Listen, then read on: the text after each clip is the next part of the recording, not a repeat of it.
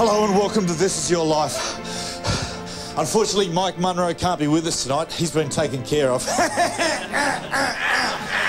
we're going to surprise one of the world's greatest rugby league players who's just announced his retirement from the sport due to some punsy neck injury. He thinks he's coming to Channel 9 studios for some suck-up schmoozy kind of interview on the Footy show.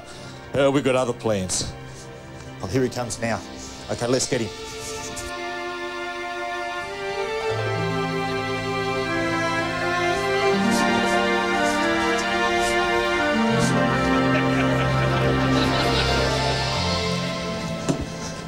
Get out. Andrew Johns, the whole of planet Earth have waited me to say this for all these years. Andrew Johns, this is your life.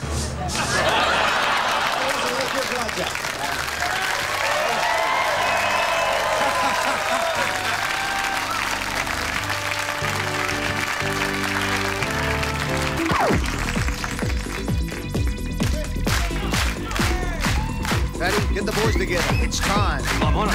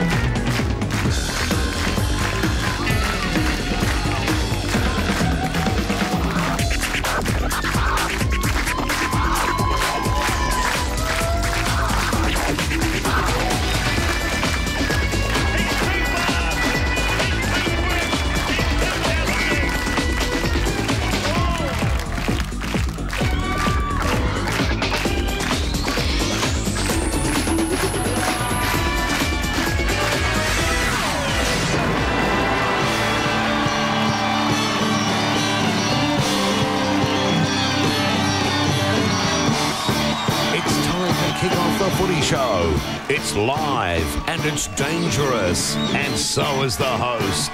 Please welcome Paul the Fat Man Vorten.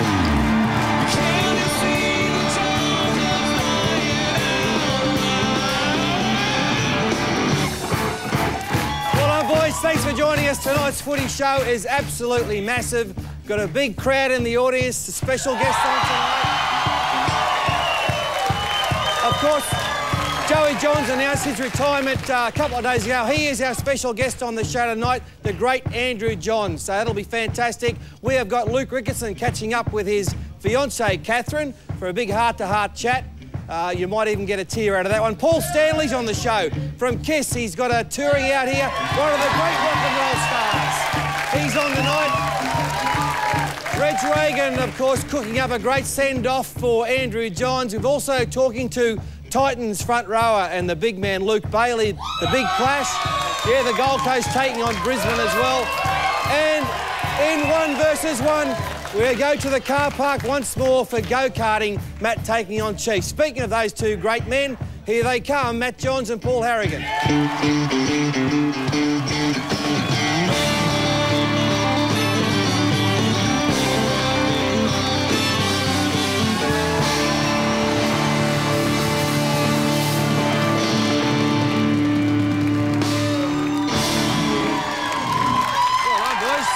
Hot tonight, the crowd's hot. Excellent, good to see you. We've got a dozen or so Kiss fanatics in the audience as well. Good to see them. Sit down, you idiots. But of course, a quiet week in rugby league, boys. Nothing much has happened. Nothing to talk about tonight. No, absolutely not. I've got to say, tonight I am so excited. We will celebrate, we will talk about it, we will That's reminisce. what it is, you know. I know Andrew Johns is retired, but it's a celebration of a magnificent career. Mate, it is, and I can tell you my hometown of Newcastle has been going berserk. They're going to name grandstands, there's going to be bronze statues, but it is it is an end of an era, a remarkable time, and tonight we are going to celebrate and go through the whole history. You're going to have a great time. Might be a tough night for you because you've been probably your brother's best friend over a long time as well. Well, you know, not really a tough night, Fatty. You know, I think myself and the whole family are relieved. I actually thought it was time, regardless of the scans, you know. I returned the favour. He actually rang me in 2002. Woke me up at 2 o'clock in the morning, he had a few beers, so there's truth in wine. And he said to me, what are your plans for next year? And I said, I'm going to play on. He said, mate, don't retire. He said, you're gone. So you're saying before the scans were up, you had that brotherly intuition that you knew it was time? Everybody has their time, you know, Chief, but the scans made up his mind. I think it's a good decision. The thing about this rugby league, you understand, is it's a great game, but it's only a game. Yeah. And it's a cruel game for those who try to suck the marrow out looking for that glorious finish. He had nothing to prove. I'm happy for him. And no one lasts forever, even the great players. So the great players have all got to retire at some stage, and it's Andrew Johns' time to retire. We've got a very special guest as well tonight, co-hosting the show, the St George Illawarra centre. Mark Gasnier joins us.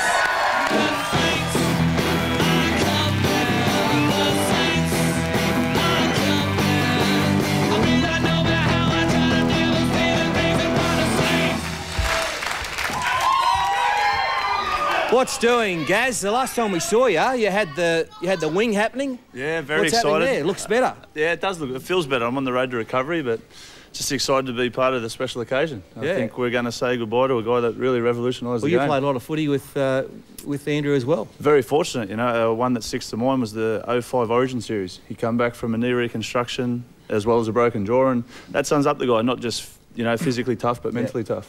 Well, I think it's time to get him on. I mean, over the last 30 years that I've been involved in senior rugby league, the word champion's used a lot, and we've had some champion players, Peter Sterling, Mel Meninga, Gene Miles, and the likes Laurie Daly, Steve Roach, all those sort of players. But in my mind, there's two that stand head and shoulders above all those champions. Wally Lewis is one of them. He's been well retired now for about 16 years. He is an immortal. And I think a guy who has stood above the rest as well is our special guest tonight. He announced his retirement 2 days ago. Please make him welcome Andrew Johns.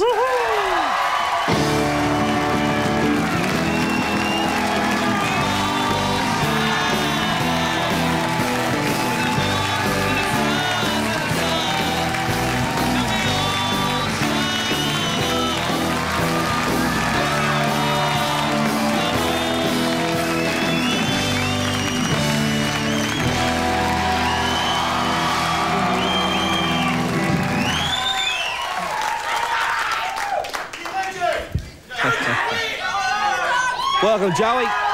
Welcome, Joey.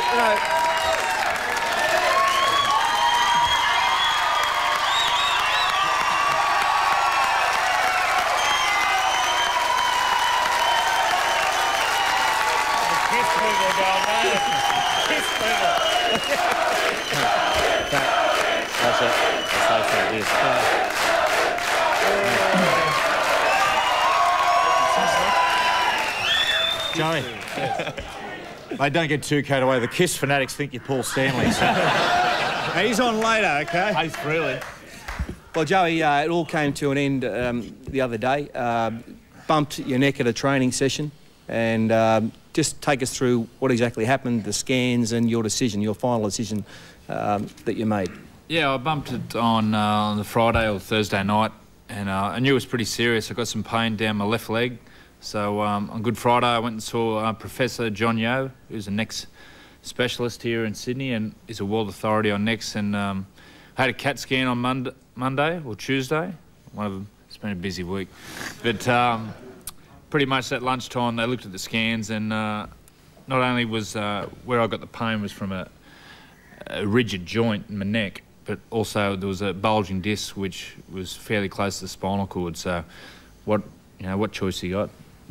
Did you have a choice? Did the doctor just say, don't play again, or did you say, oh, mate, why don't we give it 3 weeks and see how it goes? I think his exact words were, I can't let you go back.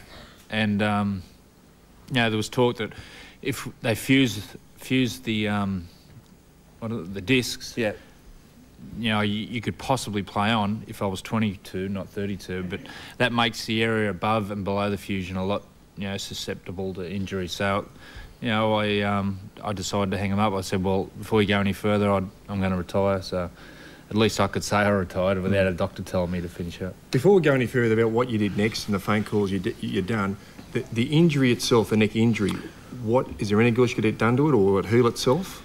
Look, the professor said maybe in time I might have to have surgery in 10 or so years, but in the next few weeks I'm going to have a cortisone injection to hopefully settle it down, and that'll enable me to go surfing and stuff.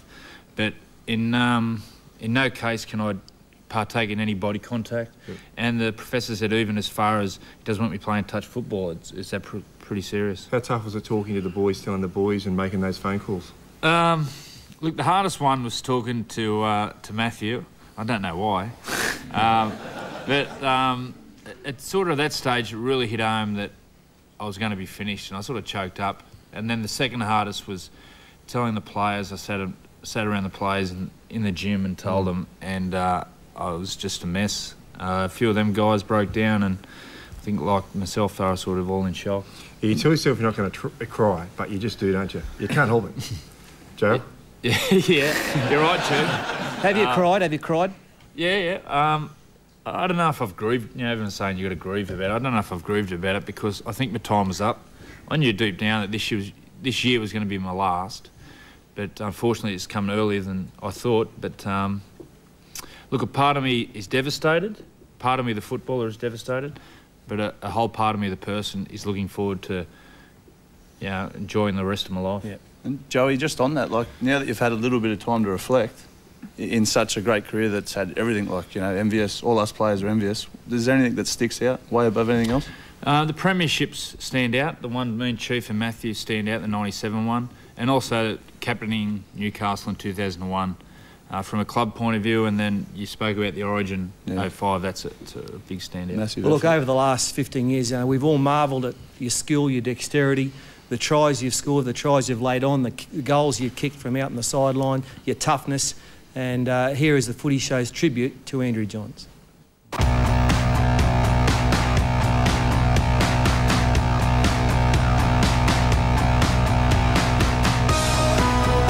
Now Andrew Johns takes a little hole himself. He's great. He reaches out. That's a try to Andrew Johns. And Johns. Gould was in from touch with a beautiful kick.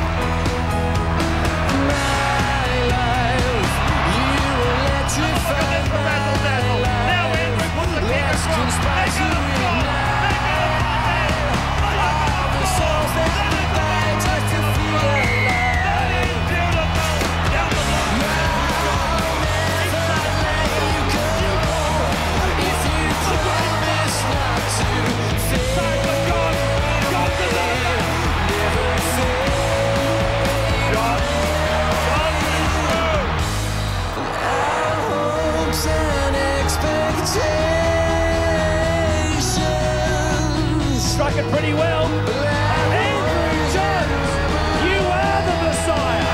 Here they go again. Andrew Johns goes in to score his first Origin try as captain. Johns kicking off that outside edge, and there it is again. It's on again. Tamala, get out of there. Here's Johns making a break for New South Wales. Johns to the 40-metre line. Peak to Johns, he'll score. The captain is in. Here it is, the kick that will break the all-time point-scoring record in rugby league. Reagan fly. Johns on his left foot, has a go, gets it over.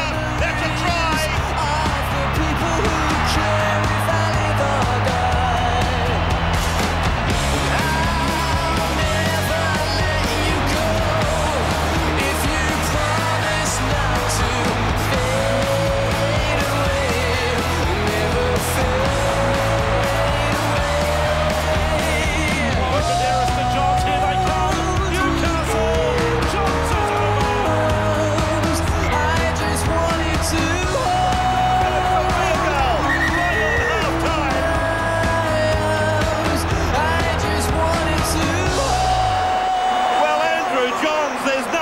To be said.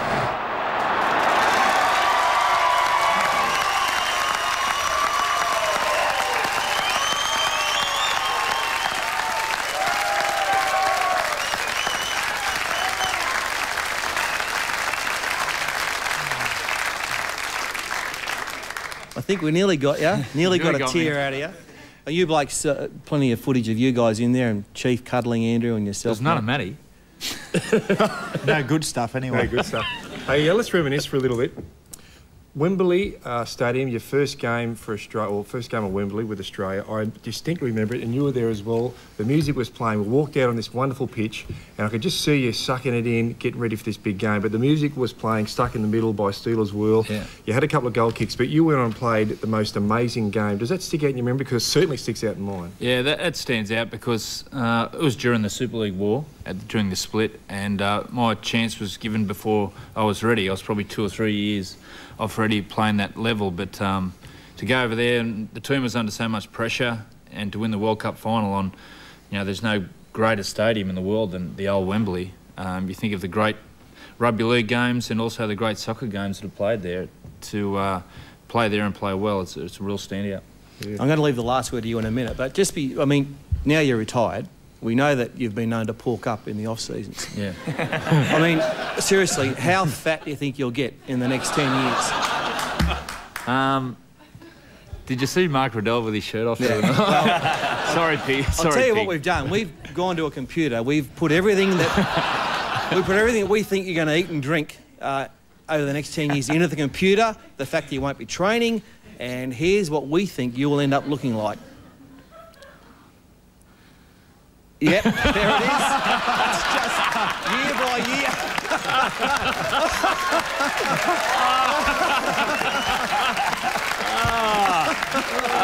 What about it's like that now, isn't it? What about that bronze statue? Let's get some extra for that. The only saving grace for me is the new Bondi Blonde is low calorie. Yeah, half the calories. Well, I tell you what, having the media frenzy through the week, that was the thing that surprised me. I think we've got a bit of footage of some of the stuff that broke through the week. If we just have a look, and it wasn't only in Australia, it was parts around the world. It may have been coming, but Andrew Johns has still stunned rugby league, retiring from the game he's dominated for so long because... 次はこの夏の USJ の主役がただいま大阪でコテコテ特訓中です。الهاتف من القاهرة الدكتور حسن حسني الخبير في التمويل العقاري. دكتور حسن ما أسباب هذه الطفرة؟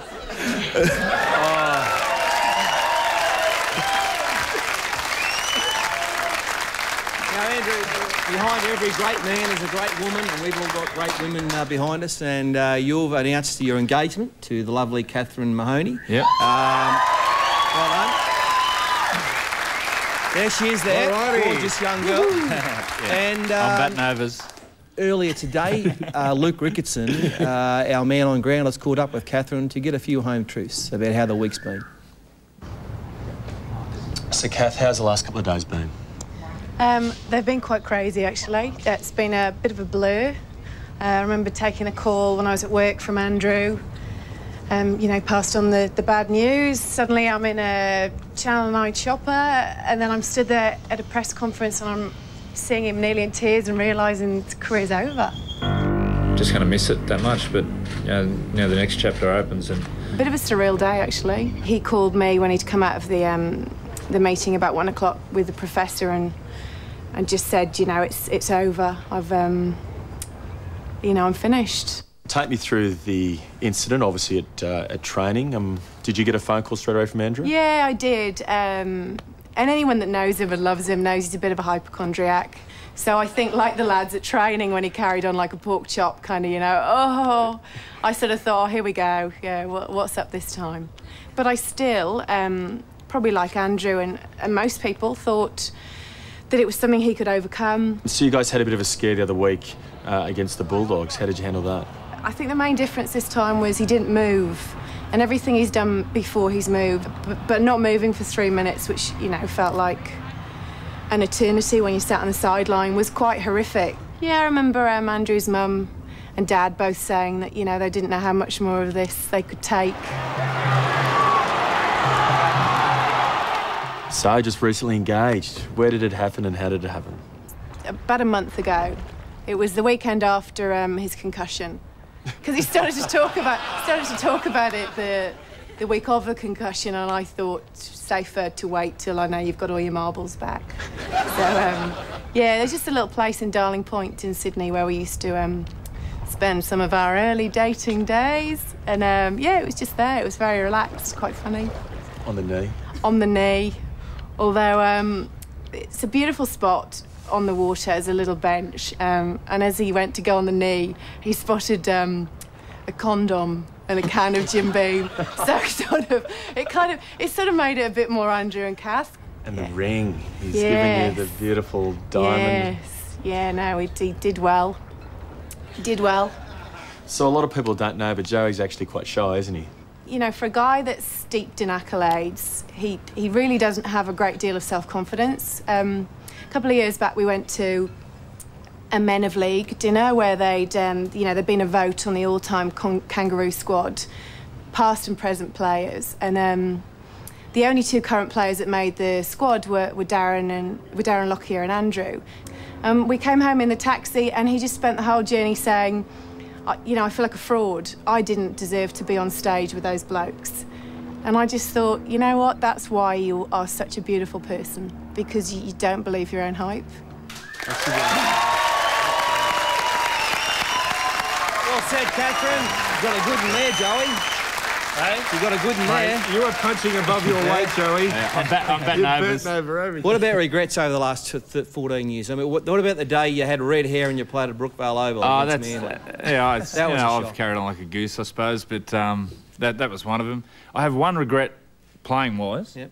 Off the field, I've got a heap of regrets, but in 2000, the year Matt left the club and Tony Butterfield, I think Chief retired that year, we played a semi against the Roosters, and we're up by 16 points or so, and I threw an intercept to Brad Fittler, and it changed the game, and they went on to Buderus. That's one regret I have in my football career. Oh, really? Yeah. So good on you, Freddie. I'll just scratch that out. That was my next thing. That was the last thing I was going to say. Joey, I was intrigued in reading. I read through the week, that you actually contemplated quitting 2 weeks prior, and you consulted Gus. I was just wondering if that injury didn't happen, what would your thoughts be? Yeah, I spoke to Gus because I find that he's probably one person who tells me the truth. A lot of people, bullshit to me and tell me stuff I want to hear. He pretty much tells me straight down the line, and it's probably why I've had a few fallouts with him over the years. But I said to him after the Canberra game, when I played awful, that was I embarrassing myself, and he just said, you didn't play great, but the side didn't play great. And, he just said, you'll know the time, and, give yourself a while to, So I thought to myself, I'm going to give myself 6 weeks, get in great shape, and then if I'm still playing bad, then I was probably going to hang him up.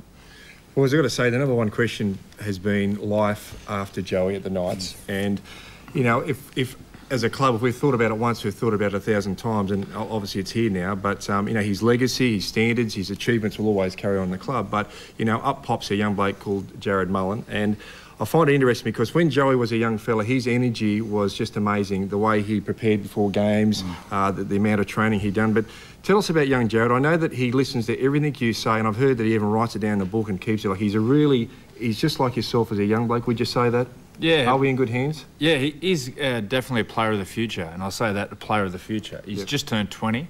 Unfortunately, Jarrod's going to probably play halfback now since I'm out, so there's that Peter Sterling syndrome would happen to blokes at Parramatta who played halfback. But look, I just hope people give Jarrod time. I think he's going to be a great player. He's a great kid from a great family, but really level-headed.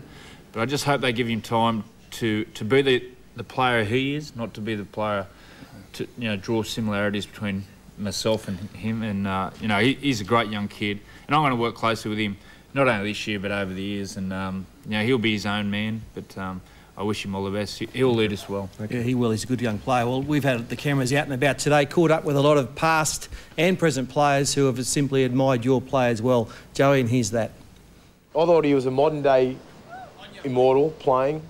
He deserved that tag, and probably the only one to deserve it. I'd say one of the greatest I've ever seen. I can't find a weakness in his game. Defensively, he was very strong, type of player that could have a... he could perform an effort in defence, and then in the next set of 6, he'd probably touch the ball 3 times. The ultimate competitor. He was a competitor on and off the field, everything he did, and he just sort of strangled everything out of life. It's a time for celebration up here. I guess it's celebrating a great career, and the legacy that he's left here at Newcastle will be forever and ever around. Well, he's the best footballer I've played with and against, beside Wally Lewis and Gene Miles.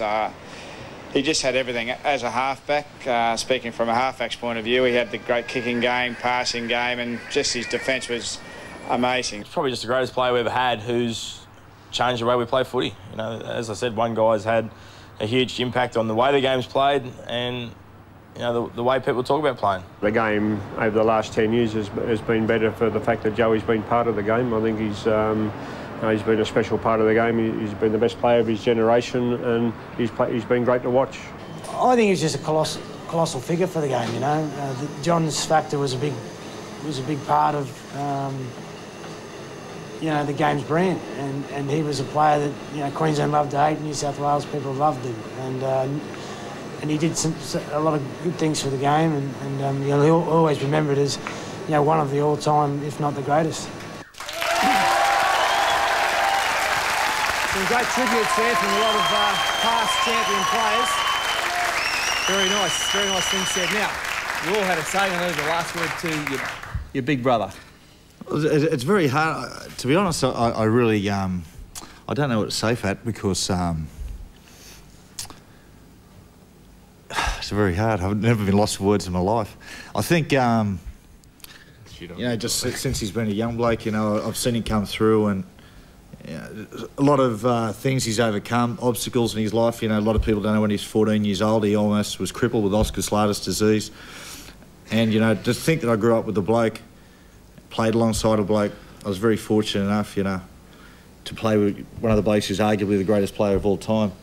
And, you know, the big thing, I don't want to eulogise it, because he's still a young man. I think his best years are still yet to come, and I think he's got just so much to offer the game. But, yeah, I'm very proud of him, so well done, Joe. You're a class act, mate.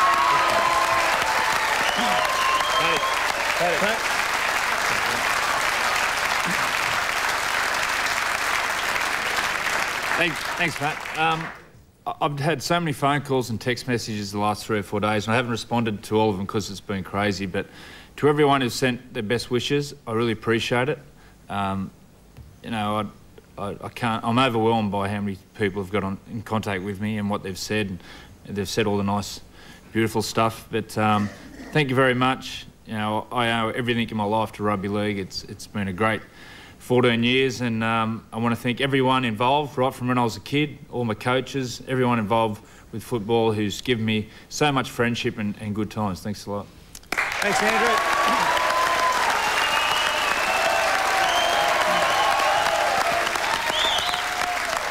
Well, it doesn't stop there, because after the break, Reagan, he can't wait to get hold of you. He's got the book, the This Is Your Life book. There he is, Reggie. He can't wait to get hold of you in a few minutes' time. And we're going to leave the last word right now to a man who coached you for quite a number of years at State of Origin. He's the man who knows everything there is to know about rugby league, the great Phil Gould. See you after the break. Andrew Johns, the son of a coal miner, born in the country, Cessnock, New South Wales. Now you take all those values of hard work, toughness, loyalty and honesty, and you combine it with a rare gift to play the game of rugby league, and suddenly you've got the best footballer I think this game has seen. Now, as a team man, Andrew Johns was without peer. His role as a halfback, he had the unique ability to extract the talents and the potential of the players around him, and a lot of them owe their success to one A. Johns. As an individual, he had more impact and more influence over more games than any player I've ever witnessed. He had the ability to beat you with the step, he could beat you with the pass, he could beat you with the kick. Johns goes for a field goal. It is a field goal. Andrew Johns was tough, unbelievably tough. Now, most people talk about his wonderful skills and his great achievements, but to the people who coached him and played with him, this was one of his strongest attributes. This was a man who loved physical confrontation, many times against opponents who were far bigger than him. Down the block, Andrew Johns. Inside for Elba. Elba will score. Elba will score. Newcastle have won the grand final. Andrew Johns' loyalty can't be questioned, both to his teammates and to his Newcastle Knights. 249 games for the one club. He's never played anywhere else. And honesty, well, there's 2 points to that. One, he was his own harshest critic. And two, he used to wear his heart on his sleeve. And that's what I think fans warmed to, the passion that he brought to the game. Not only inspired them to follow rugby league and to follow the Knights, but it also inspired his teammates. Close enough was never good enough for Andrew Johns. In due time, Andrew Johns will be named as one of the game's immortals. Since World War II, there are only 7 players that have had this honour bestowed upon them. As to who's the greatest player of all time, I think if you ask those 7 men, they would probably say Andrew Johns.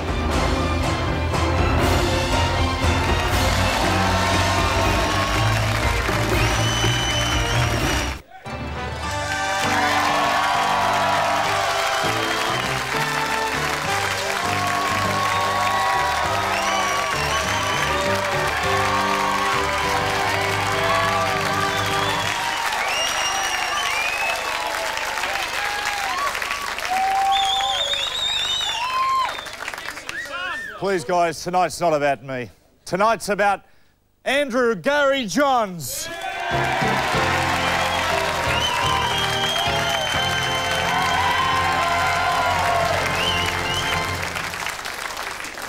Take a seat, Joey.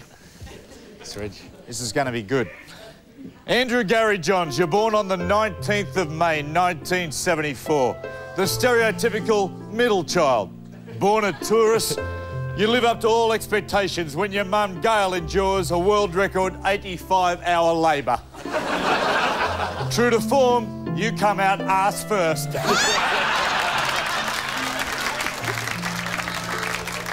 And soon he uttered his first word, food. That's right.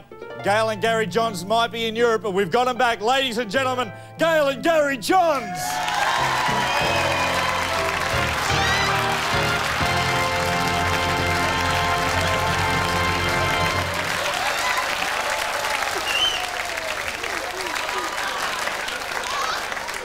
Guys, you look so proud. It's a big mistake. My name's Wong, not Johns. Wong. Oh, sorry, Mr. Wong, I got it wrong. I got it wrong. I thought you just had a speech impediment, Gary. Oh, guys, this is a big mistake. Please, big mistake. Back on holidays, guys.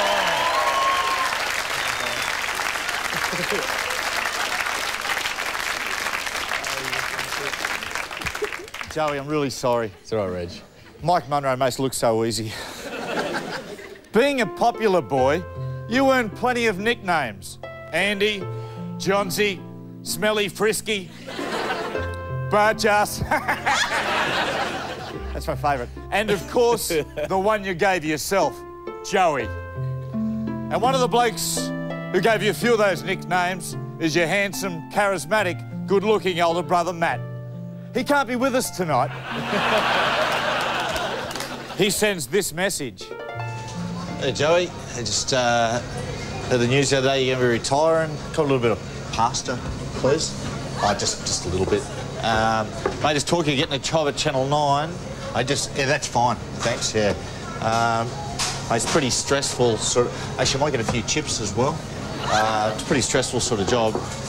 Got to be on the ball, and actually, I won't go to chip. I'll go to veggies, and what's I talking about? That's great, thank you. So, hey, mate, work away, mate. So, good luck. Thank you.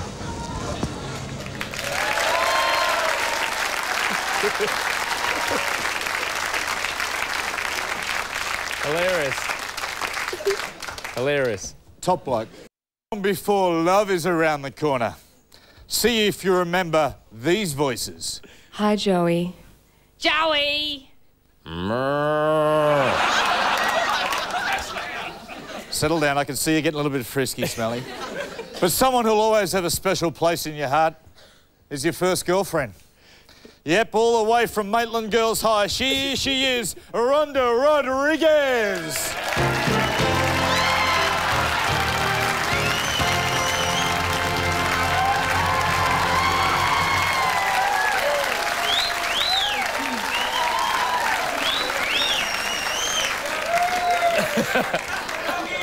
I could feel the chemistry already. How'd you let this one get away? Rhonda, was it love at first sight? Oh, I couldn't keep my eyes off him. I couldn't, Reggie. I still can't. Especially that derriere. And Andy. Andy, I've got such a surprise for you tonight. What's that? You won't be able to believe it, Andy. Your kids, Andy!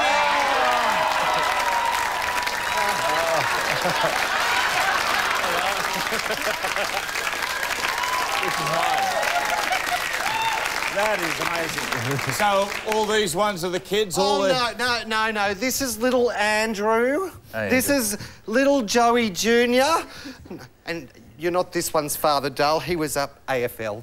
Yeah, of course. And Joey, you might not think that they're your kids or we can't prove it, but guess again, my friend. Kids, if you don't mind. There we go. Have a look at that. Ladies and gentlemen, make a welcome the Rodriguez-Johns family.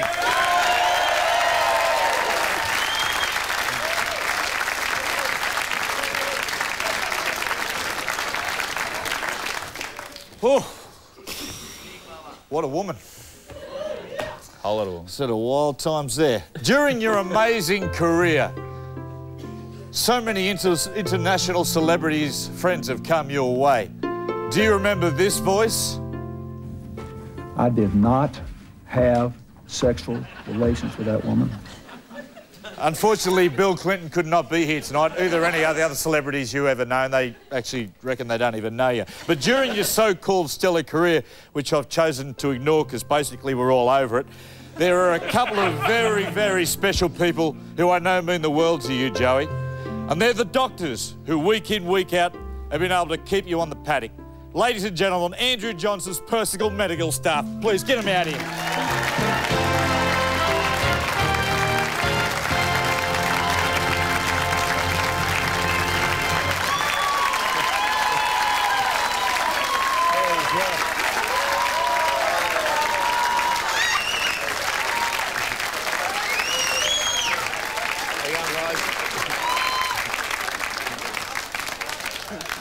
Yeah, we'll have to apologise, Joey. Most of them couldn't make it here tonight. Special people. They know how to handle the broom. OK, The there we umbrella. go. Joey Johns, look. Is there something I'm not getting here? Which one's Dr. Yo, by the way? No. Oh, you. Congratulations, by the way. Joey Johns, your career is one that we will be remembered forever. You and I have had a love-hate relationship. You love me, I hate you. That was a good one. And I've been racking my brain to come up with a fitting way to say goodbye. I think I've done a pretty good job. Take a look at this.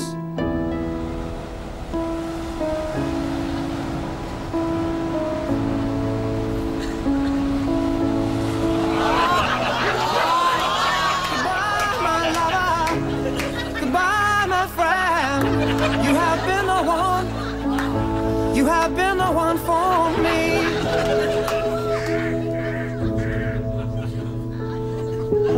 I am a dreamer, and when I wake, you can't break my spirit.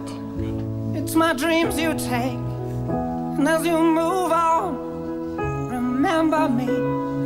Remember us and all you used to be. I've seen you cry, I've seen you smile, I've watched you sleeping for a while.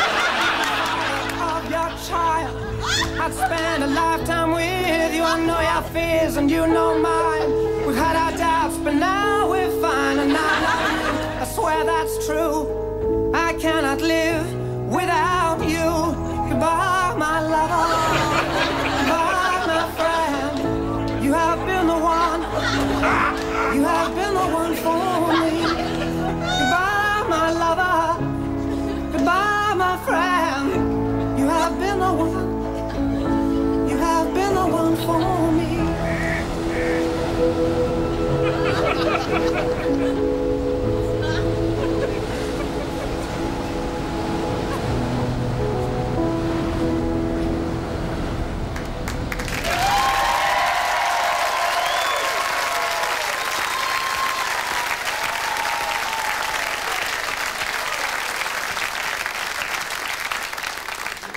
There's only one more thing to do.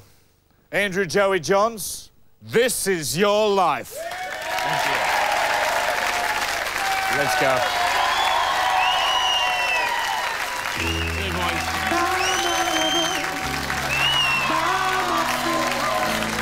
You have been the one. You have been the one. As we say goodbye then.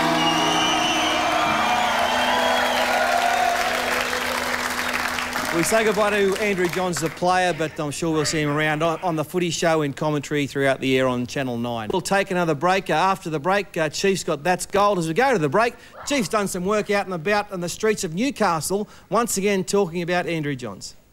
Well, since the news was announced that Andrew Johns has retired, the city, the metropolis of Newcastle, has gone into complete shock. So, obviously, Joey's feeling a little bit flat himself. Thought I'd take him out and give the people of Newcastle the opportunity to tell him exactly what they feel about the great man.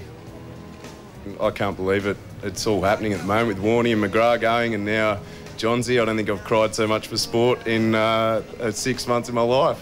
Yeah, mate. Thanks for the memories, eh? It's just shame you didn't get to go out in your terms. Deserved to go out, probably holding that trophy, but not to be. But mate, you got nothing left to accomplish. So, mate, here's one of the immortals, eh? We're really going to miss you, mate. I'm a season ticket holder for the night, so been there and seen you play quite a lot of times. And well, here's your big chance to tell him how you feel. I don't know what your brother's been going on about. You haven't got a barge ass. Your boat's as flat as a pancake. I love you, Joey. We're going to miss you. Well, I'll tell you what, I'm sad too, and here's an opportunity for you to look up to Joe. I know he's very tall, but you tell him how you feel and you say goodbye to him for us, will you, on behalf of all of us? Andrew Johns, you're the best mate ever, and have a good life. Well done, darling. You're beautiful. Thank you.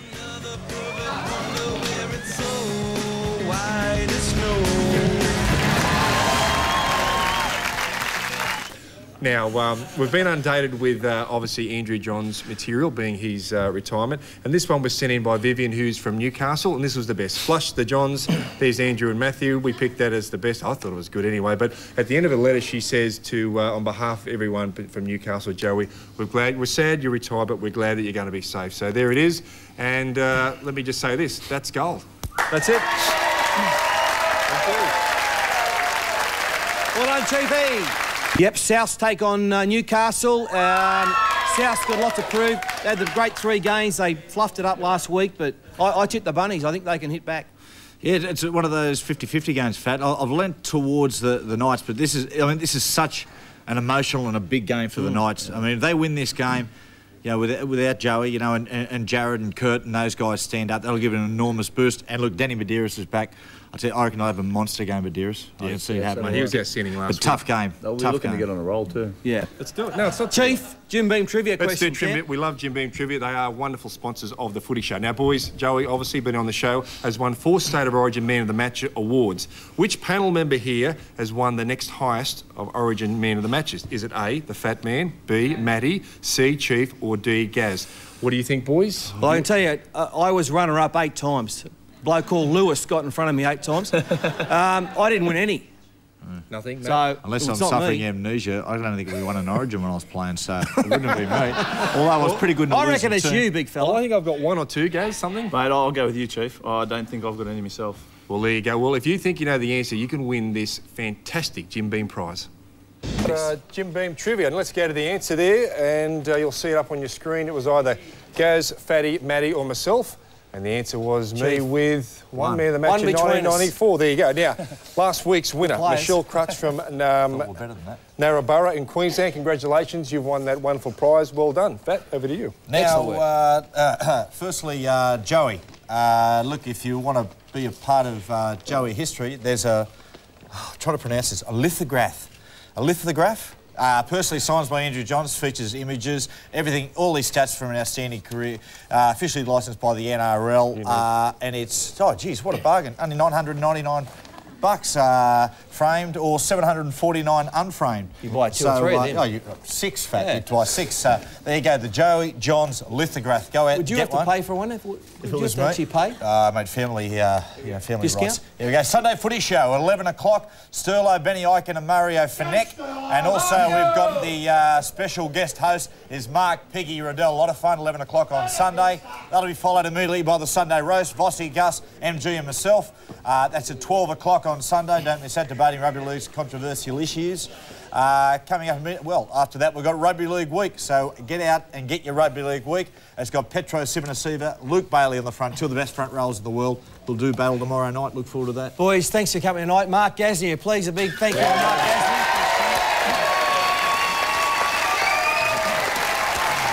We've had a great night tonight. There's plenty of fantastic rugby league to go and watch on the weekend. We, of course, said goodbye to Andrew Johns as far as the playing field's concerned. We had Paul Stanley on the show. We had Luke Bailey on the show as well. Plenty of other great things.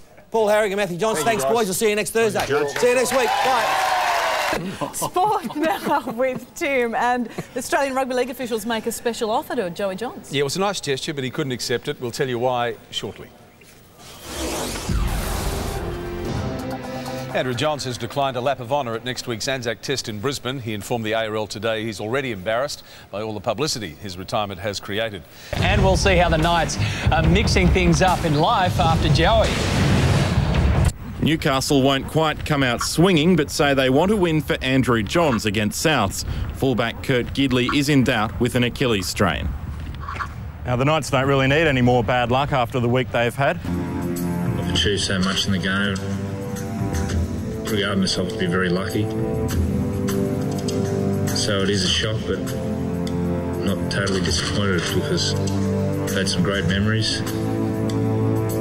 And the main thing, had some great friendships, which is the most treasured thing I've got out of the game.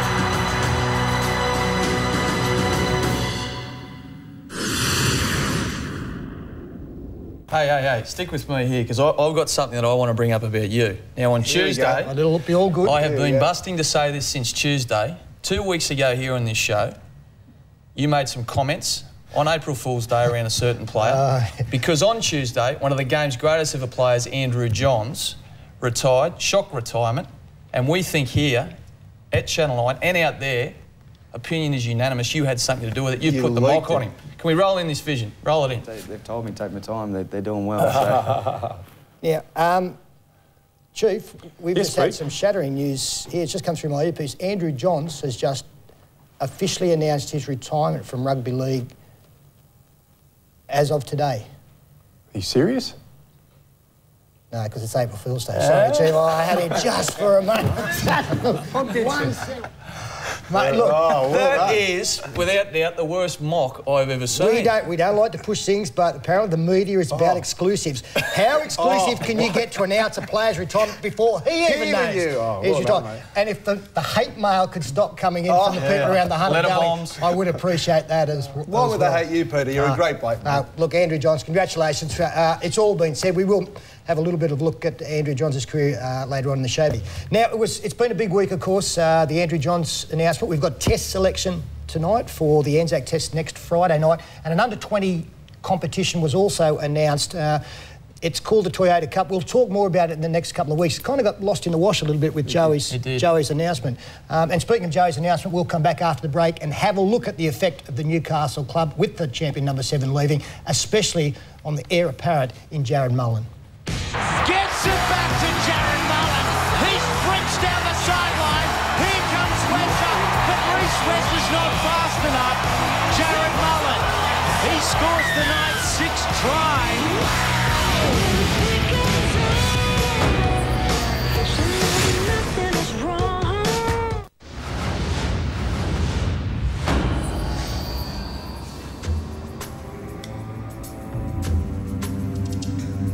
I think the time's right. I've achieve so much in the game. Regard myself to be very lucky.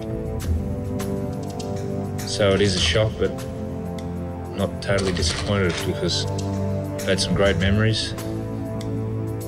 And the main thing, had some great friendships, which is the most treasured thing I've got out of the game. Down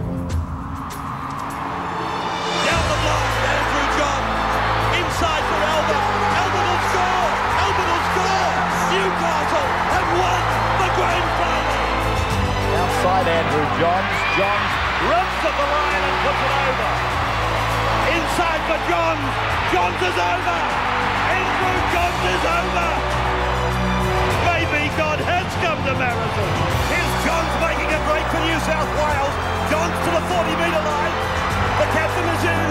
Johns has got one to beat. Johns is going to make it. Andrew Johns is a freak. Here they go again. Andrew Johns goes in to score. Andrew Johns, the magnificent.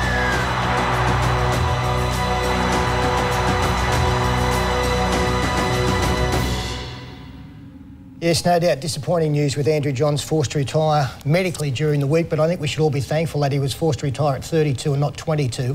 Yeah. And I know that I'm just grateful that I was a rugby league fan and spectator during his era. What have you got to say, guys? Simply put, I think he was the type of player the fans would always pay money to go and see and expected big things from, and he always delivered. Players loved playing with him and hated playing against him. And you think about it, how many kids aspired to be Andrew Johns, Surlo. And to be honest, I'm excited for Newcastle because it's the start of a new era for them. There's Jarrod Mullen now. He's got the opportunity to take over the ranks, and that's how life works. Someone retires, and if you can step up and fill the void, you fill it. It's going to be a hard one. Yeah, one thing for me, I thought, playing against him, although it's weird to think like it, he'd do things on the field to, whether it was to score a try or set someone up, and I'd be thinking, geez, that was good. That was great footy. 100%. You're filthy that he scored, but you'd be thinking, that's just unbelievable what he's done. It's as good a highlight package as you'll ever see, isn't it? It's really impressive. The thing I love about Andrew Johns is that when you watched him play, you knew for that 80 minutes there was nowhere in the world he would rather be, and that's something that I appreciate. If kids can find a passion for anything in their life the way that Andrew Johns did for rugby league, then maybe rugby league players can be a role model.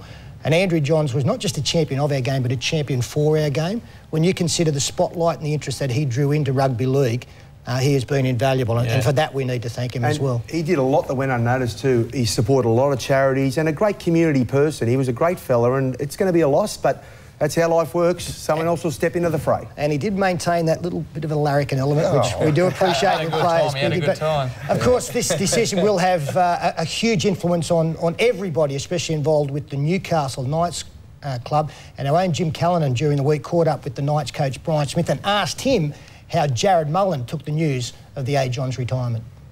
He seems okay. I think he was, of all the faces when Andrew was talking to them and telling them of his decision, I thought Jarrod looked the saddest.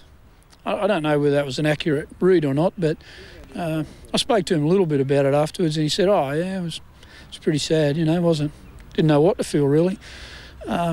The other thing that's obviously been awkward is that all you blokes want to have a talk to him, and it's only natural.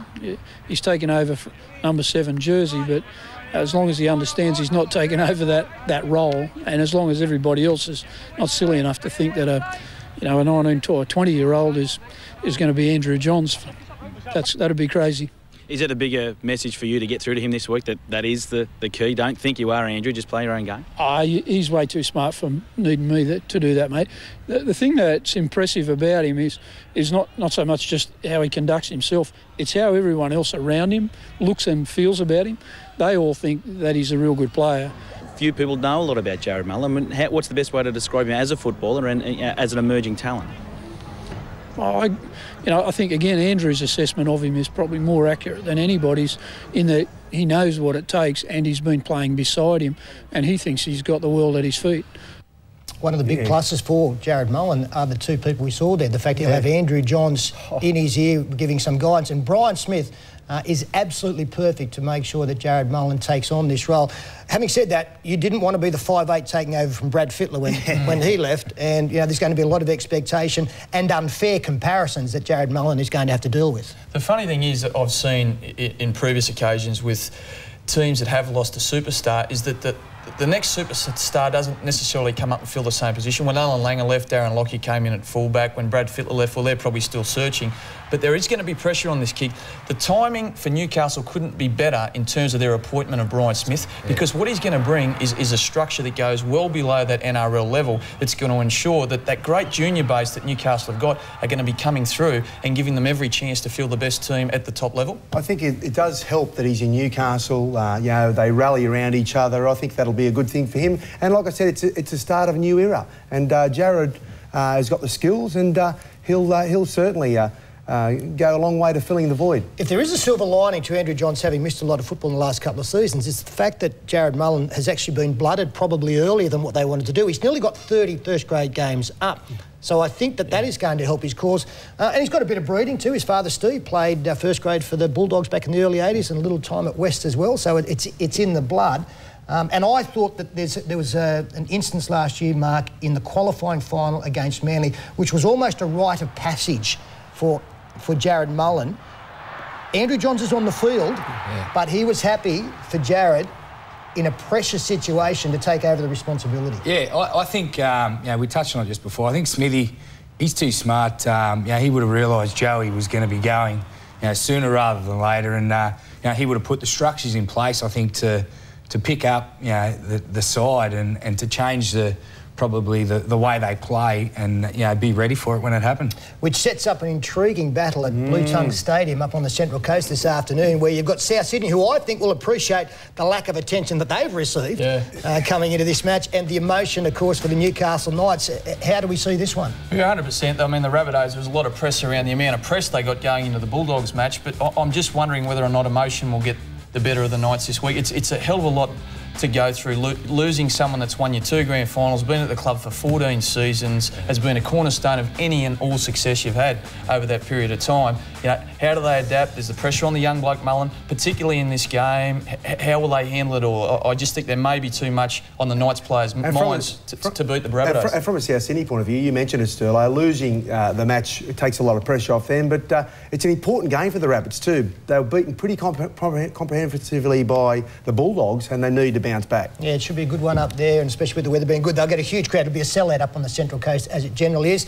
Now, with the retirement, of course, does come some memorabilia, and none better than this. Like, there are some people in sport that you've just got to be a part of when they leave the game, and Andrew Johns is one of those. It's personally signed, of course, and features all his statistics.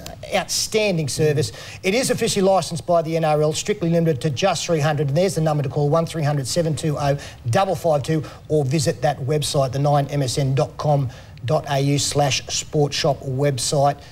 If there are some things that you've got to have over the bar, then I think the Andrew Johns memorabilia print is one of those. Just quickly, I think I did read that the proceeds from the memorabilia sales he's going to donate to charity. Is that right? Well, he's the patron for Ronald McDonald House, and I know he's working towards that way, so yeah, that'll happen for sure. We'll take a break, be back in just a moment with more on the Footy Show.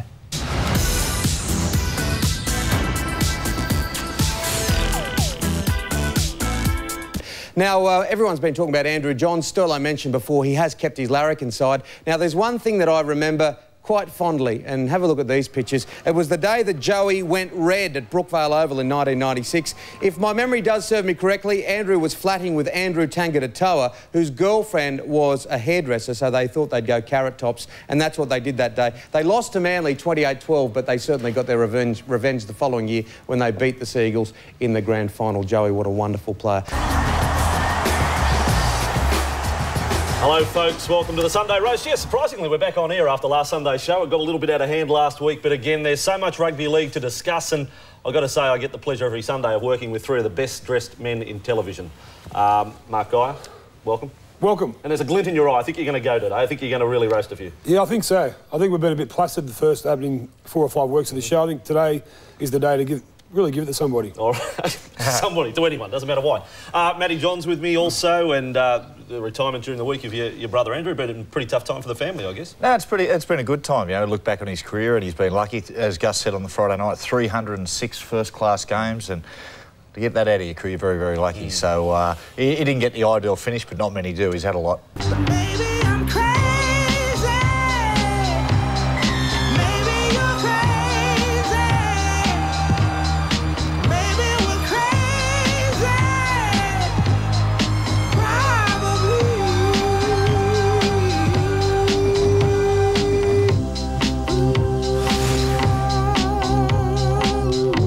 Finished the Sunday roast, sad week with the retirement of the great Andrew Johns, a true champion of the National Rugby League.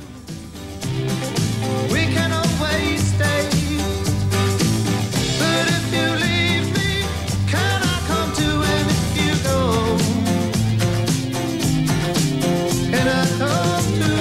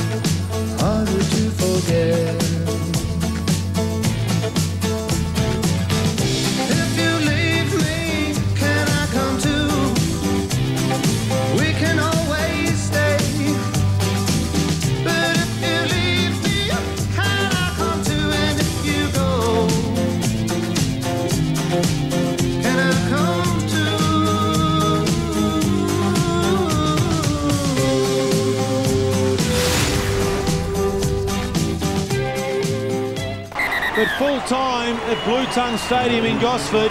It's a win to the Newcastle Knights. Newcastle 23 has defeated South Sydney 22. The Rabbitohs led 12-10 at half-time, but Newcastle just came over the top on the back of some errors from South Sydney, and they had the players who were a little bit more creative with the football too. The Kurt Gidleys, Jarrod Mullen, Danny Buderus, those sorts of players can create things from nothing. Well, they had the experience as well. I mean, Danny Buderus was the key man to keep out on the field. Him and Steve Simpson were the guys that settled the team down when they looked like they were falling apart there at half-time. In the second half, they led the way, and it was just a game of field position in that second half, and Newcastle dominated the territory, and they dominated the scoreboard in that second half. Well, it was a wonderful afternoon for Kurt Gidley. 2 tries, 3 goals and a field goal. Kurt, Mark Braybrook and Wayne Pearce from Fox Sports, congratulations. That was hard work. Yeah, it wasn't a real flash game from our point of view. I guess that was a really disappointing way to finish it, I think. You know, we only come out 1 point in front, but yeah, that was disappointing, that last try. And Kurt, you're working a tremendous combination with Jarrod Mullen. You were hovering on the edges. You seem to have the ability to anticipate his kicking game. Yeah, I mean, we work on that sort of stuff at training, and you know, he's a great kicker of the ball, so there'll be plenty more of that, I suppose, from my point of view. It's good to work with him. And you scored you scored 2 tries. The first one you scored, well, the second one was off a kick, but the first one you scored, you worked beautifully off Danny Buderus. You appeared to spot Joey Williams on the try line, and was he one of the spot players you wanted to work to today? Yeah, I suppose. I guess most halves are spot players these days, to try and work them over, to try and take some petrol out of them. But yeah, I mean, Bezzy's a great one to follow, so you know, I try and follow him as much as I can. And what were your instructions from Coach Brian Smith at half-time? Because in that first half, you came up with a lot, as a team, came up with a lot of mistakes. You were coming off your line for most of the half. What were the instructions, specific instructions, going into the second half?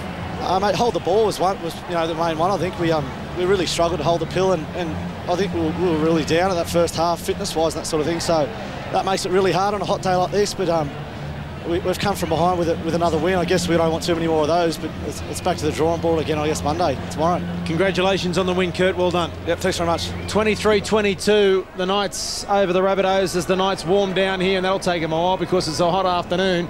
23-22, full-time. Newcastle over South Sydney. We'll take a break on NRL on Sunday and come back and wrap it all up.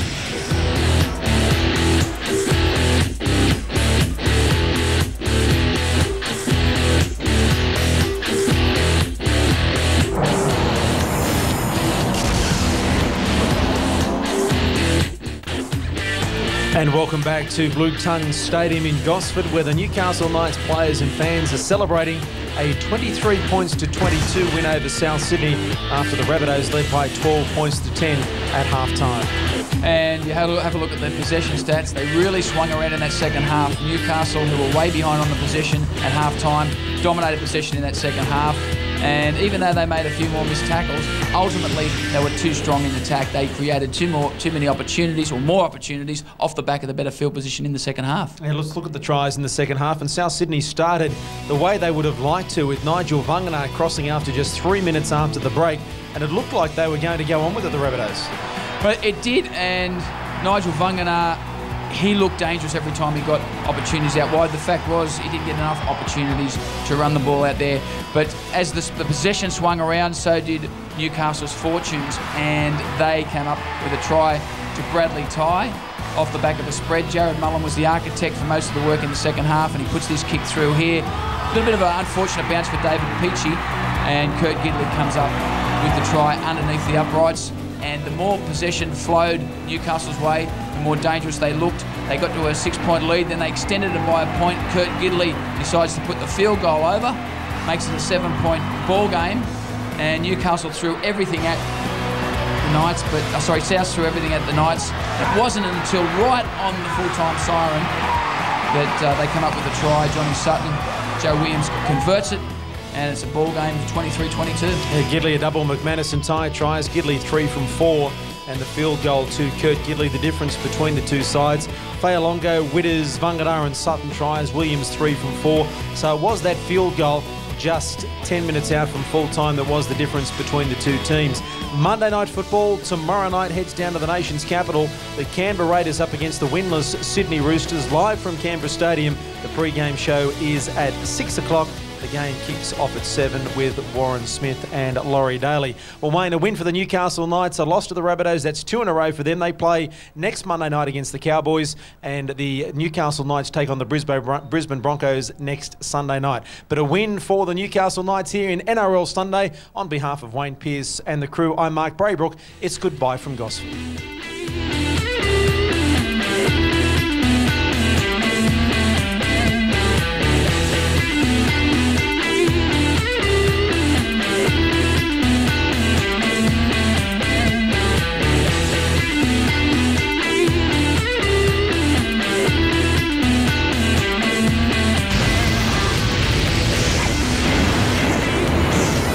Has been a Fox Sports production for the National Rugby League Partnership. Did I say remain? I mean remain. Now a rocky start to life without Andrew Johns for the Knights.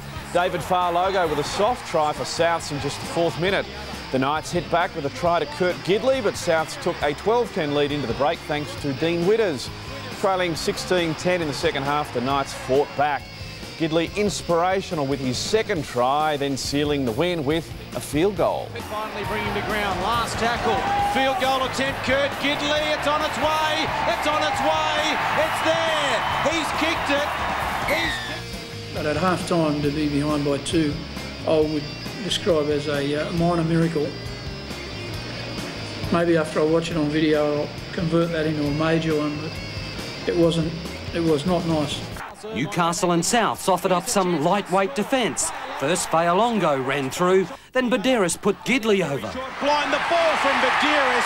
It was always going to be hard stopping Lean Dean this close to the line. But life without Joey has started well for Newcastle, even if there was a little luck today. He was gifted it from David Peachey. While the sins of several footballers were a headline fodder this week, Andrew Johns was elevated to sainthood. Johns walked away from rugby league before he had to be wheeled away from it, announcing his immediate retirement after doctors told him he risked a major neck injury if he continued to play the game. The tributes poured in for the man considered by many as the best ever. Does anybody remember Brad Fittler? I mean, it seems to me, what I mean is, Andrew Johns... I couldn't agree more. Andrew Johns, fantastic player, no doubt about it. It always seemed to me when he was with Newcastle, they won by 50 points. When he wasn't with Newcastle, they lost by 50 points. But it seems to me that every time somebody retires. The best player there ever was. He's the greatest player since the last great player, and he's going to be the absolute greatest player till the next great player. The difference between Andrew Johns and any of the others is that he had everything. There was not one facet of the game at which he wasn't the best. What was Brad Fittler missing? I mean, look at with the Roosters, quite seriously, look at Brad Fittler with the Roosters. Semi-final, final, semi-final. Brad Fittler leaves. Last, second last. What was he missing? Well, he wasn't a goal kicker who could kick goals from the sidelines to win games. He had a good kicking game. Johns had a great kicking game. I think Johns is a fantastic player. What were the headlines when he retired and left? Were they... Oh, yeah, it's the same ones. They just moved the head and they put... I mean, it is. And look, honestly, I think it's been over the top. I think he wasn't...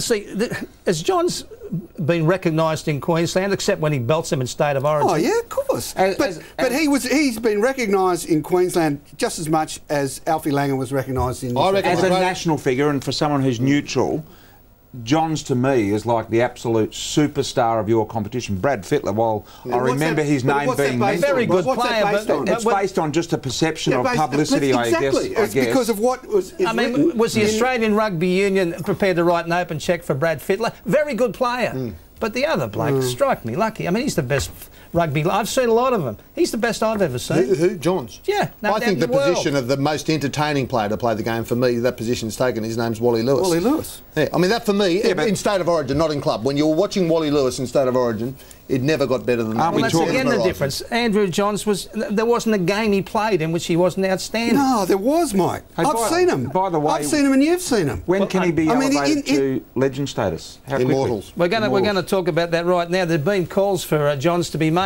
one of the game's immortals alongside Bob Fulton, Graham Langlands, Reg Gasnier, John Raper, Arthur Beetson, Clive Churchill and Wally Lewis. In my opinion, he already is one of the game's immortals. Oh, well, that's enough then, Mr Chairman. If he's in your opinion, he's one of the immortals. We're here to give an opinion at which you're pretty Who good. else has won 3 Dally M's?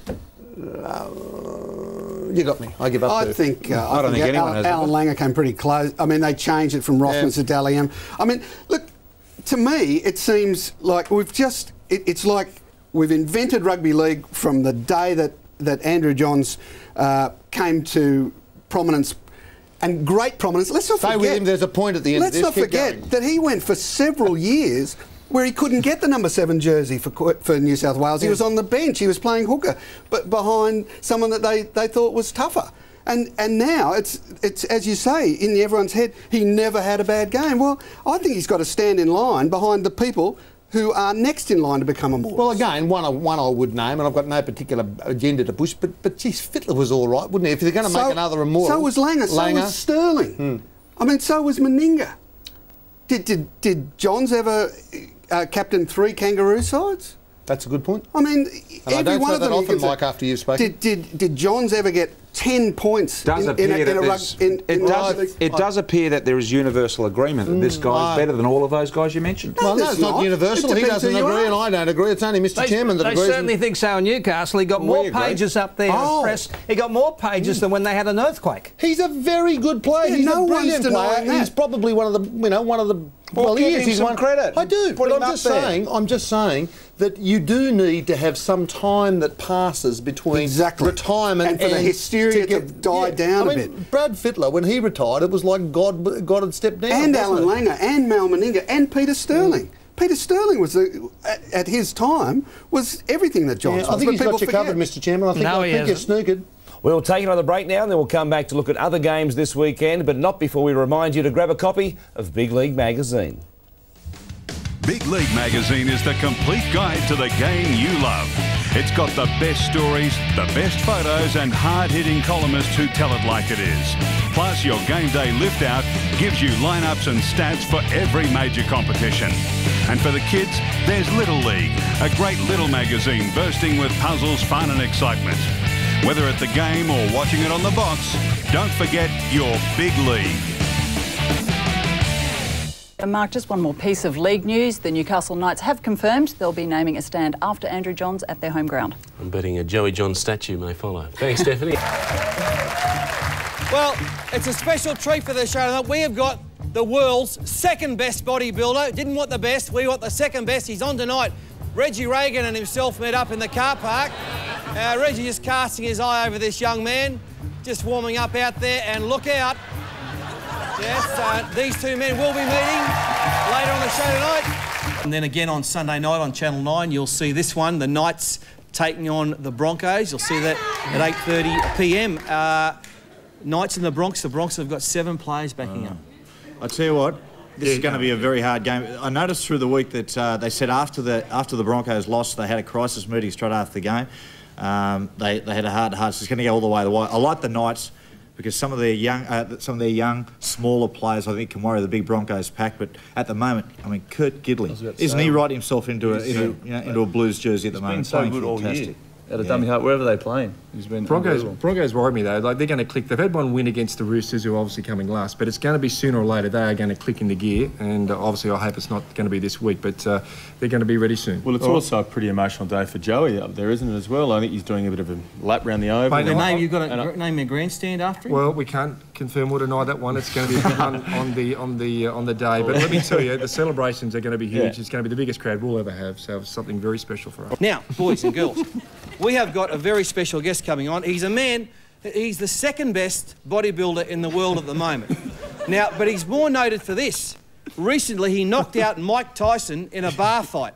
Please welcome, here he is, straight from Nevada, Chris Cormier, the real deal. Yeah!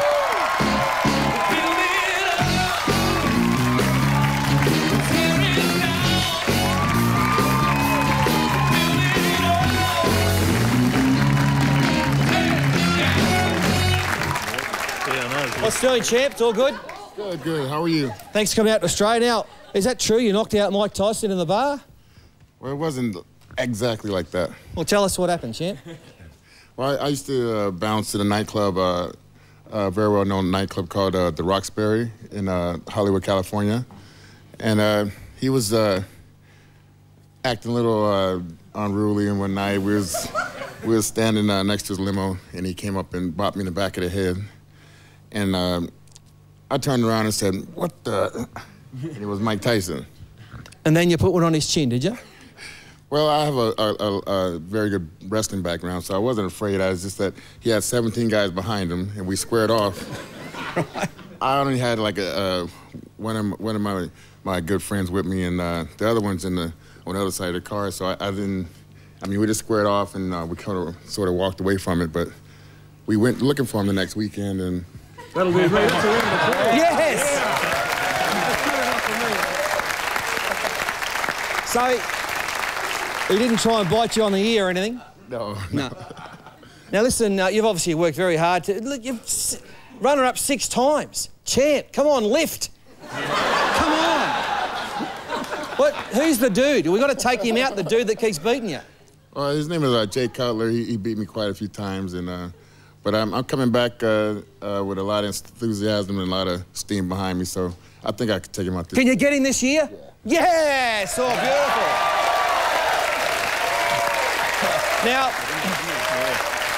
Now, with this fantastic body you've got all the muscles, and, you know, it's fantastic. How do you... Is it everything work in the cot? Like, is it all good in the rack?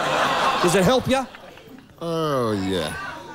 I don't have any problem. No problem, see? You a beauty. All right, champ, you're going to do a few thingos for us, all right? Here he goes, Chris Cormier. Bit of this.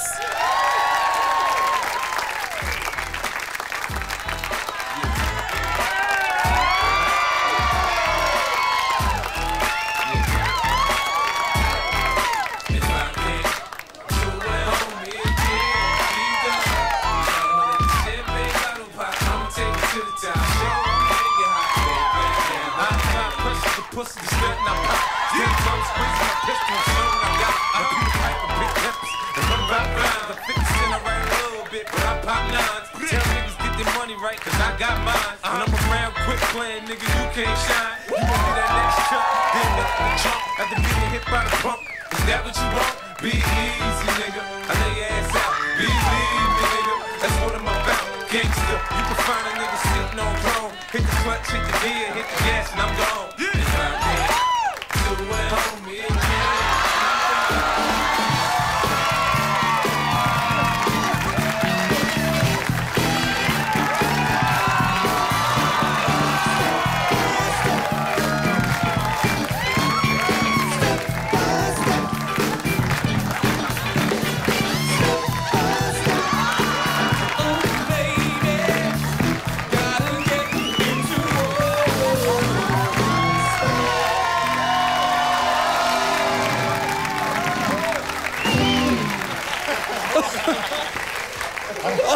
Cool. I know I've got you one place. Can we just get... No, seriously, turn around. Can we get a tight... Can we have a look at this? Get that... Oh, please. What do you think of that? Yeah. He needs a haircut. He needs a haircut, doesn't he? Mediterranean boy. Very impressive, Reg. Appreciate it, Pat. Thanks very much. It's great to be on the same stage as the best bodybuilder in the world. Ladies and gentlemen, put your hands together for him. All right, thanks, Chris. Well done, mate. We'll see you around and about. Good luck next year. You'll get that, dude. All right, we'll take a break here on the Footy Show. After this, we've got plenty more happening on the show. Now, okay, our good friends at Xbox 360 are raising funds from Make-A-Wish Foundation, and 30 well-known Australians, including Sonny Bill, Joey Johns and Reggie Reagan, have lent their support by signing these airbrush Xbox 360 consoles. All funds raised will be donated to Make-A-Wish Foundation. Auction closes on the eBay website 23rd of April, so get on to www.ebay.com.au. This man, the great Andrew Johns, because it will be the official send-off of you from the Newcastle Knights. You must be looking forward to that, mate. Yeah, it's probably the last chance I get to walk out on the ground in front of 28,000 people, so do the lap of honour and make sure I don't cry. I think you will cry. I've seen you do it before. Yeah, doesn't make All right, me let's much get on to the cry. Knights Test match. How do you see it? I just think Australia will be too strong late in the game. I think if they control the ball and, most importantly, control field position, they'll have too many guns in the halves. I think that the strength obviously is in the halves. Well, the boys have been talking about the halves, particularly Jonathan Thurston. The combination of Thurston and Lockie are very dominant players, but who dominates Australia's play tonight? I think Thurston's got to dominate around the ruck. Lockie will play a genuine 5'8", get wide of the ruck, and when there is a quick play of the ball, Thurston to fire the ball wide, and let Lockyer control the ball wide with the back rowers such as Mason. Send him the little blokes like Benji Marshall. If you were playing with Darren Lockyer, would you force him to go wide? Would you say to him, you get away, I'm running this? I'd say to him, even though we're in Brisbane, I'd say to Lockyer, go wide. And that way, he gets the back rowers then off his hip and sends the blokes of Mason at Benji Marshall and Ben Roberts. All right, well, it should be a great game. On Channel 9's Wide World of Sports, in front of over 35,000 fans tonight at Suncorp Stadium, Australia defeating New Zealand by 30 points to 6. Ryan McLennan getting around the rooms with his Kiwi players tonight. The good news is from both camps, we're not talking any serious injuries tonight. Obviously, there's bumps, there's bruises there, but most players expected to back up over the weekend, heading into round 6. 4 teams having a bye this weekend. One of the games we're doing on Sunday, in fact, it's a huge Sunday on Channel 9 at 4 o'clock, the Bulldogs against Parramatta, but 8:30 delayed coverage from Newcastle of the Knights against the Broncos. How have they prepared, Joey, Newcastle, for what is a very emotional night? I think they've trained well. It'll be an emotional night, so the Knights always lift for the Broncos, and apparently it's a sellout, so fingers crossed they win. They better win. The backup factor, the Broncos, all these Broncos players backing up, but it's always been pretty good in the past. They love it, and I think these players that have played for Australia tonight might use this as a springboard to get their season back on track. Look, I really think the Broncos can get to Newcastle tomorrow night and win. I don't want to dampen the parade over there, but the Broncos have got something on their mind, I believe. Or Sunday night. Let's hope they get there Sunday night. If they get there tomorrow night, they're probably playing by themselves. They'll get there tomorrow night and train. Loving your big weekend of league? Tonight the footy just keeps getting better with a blockbuster clash between the Knights and the Broncos, plus a tribute to Andrew Johns. Primetime Sunday football from 8:30. Welcome back to the Sunday Footy Show. Around the grounds time, and just a gentle reminder, 2 great games of football tonight and this afternoon on 9, the special time. Brisbane taking on Newcastle at 8:30, including the lap of honour for Joey Johns. An emotional night for the Newcastle side, of course, with farewelling Joey Johns. A lot of those guys in that team have played with him for some years, including Kurt Gidley. Us blokes, we've played with him and it's an emotional night, but I think we've got to worry about the game. First and foremost, I think, it's going to be another tough game for us. So, hopefully we get a win and at the end of it have a couple of beers with him and sort of farewell him. It's been a great honour to play with my brother first off and Joey, right up there with him. I think he's helped me enormously with my game and other players. He's never stopped helping younger guys coming through and trying to pass on his information. So just a great bloke on and off the field too. Another man that has been strongly affected by the retirement of Andrew Johns is, of course, Jarrod Mullen. He will play in jersey number 18 tonight because the number 7 is being rested. Jimmy Callanan, our man on the ground in Newcastle, also caught up with Jarrod Mullen. How did it feel when you first heard the words that Joey was going to retire? I think there's a bit of sadness amongst me and all the boys, and shock as well. You know, we thought we was going to see out the year and maybe play on next year or something like that, but it wasn't to be, and you know, it's over now. So you know, looking forward to the future. It would have been good for him, you know, have another off season with him and just learn some more skills and stuff. But I think he's taught me everything he practically knows, and you know, he's good with all the younger kids as well. So you know, they can come up and you know, put his skills into practice also. Now to a bloke that actually coached Joey, of course, Michael Hagan. He's now at Parramatta, and I caught up with Michael for Around the Grounds. He's pretty optimistic about Parramatta's chances in 2007. You're a premiership-winning coach. Is there enough here in the playing staff to think that this side could be up there knocking on the door come later in the year? I just think the way the competition is shaped now, that you know, if you have your good players on the field consistently, and you know, we've got some quality players in our roster, I don't see why you can't be thereabouts at the end. But you know, you need to play well consistently over 26 weeks, and that's the challenge for everyone and everyone for this club in the next little while. What's it like coming from a club, mighty club Newcastle, but resources and facilities probably right down the bottom end? Here at Parramatta, it's cutting edge virtually right across the board.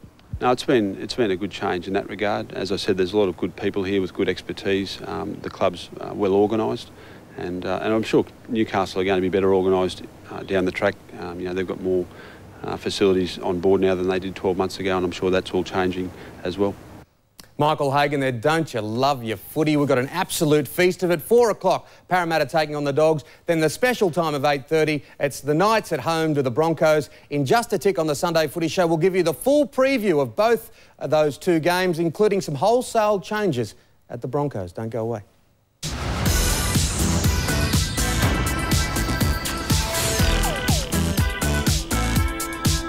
And look, a huge night at Newcastle tonight at Energy Australia Stadium. So much of a build-up off the field, of course, with an Andrew Johns farewell. He'll do the victory lap. The Eastern Stand will be named after him. Paul Harragon, a presentation. They're actually retiring the jersey for the night. Jarrod Mullen will wear the 18 tonight. You'll see that game as our second match of Sunday football from 8:30 p.m. And it's going to be a night of celebration, but also a fierce contest in the middle where the Newcastle Knights take on the reigning premiers, the Brisbane Broncos. As was reported during the week, Adam MacDougall does move into the centres to start the game. I heard this morning there's a little bit of a rumour that Matt White in 16 might actually start for the Newcastle Knights team.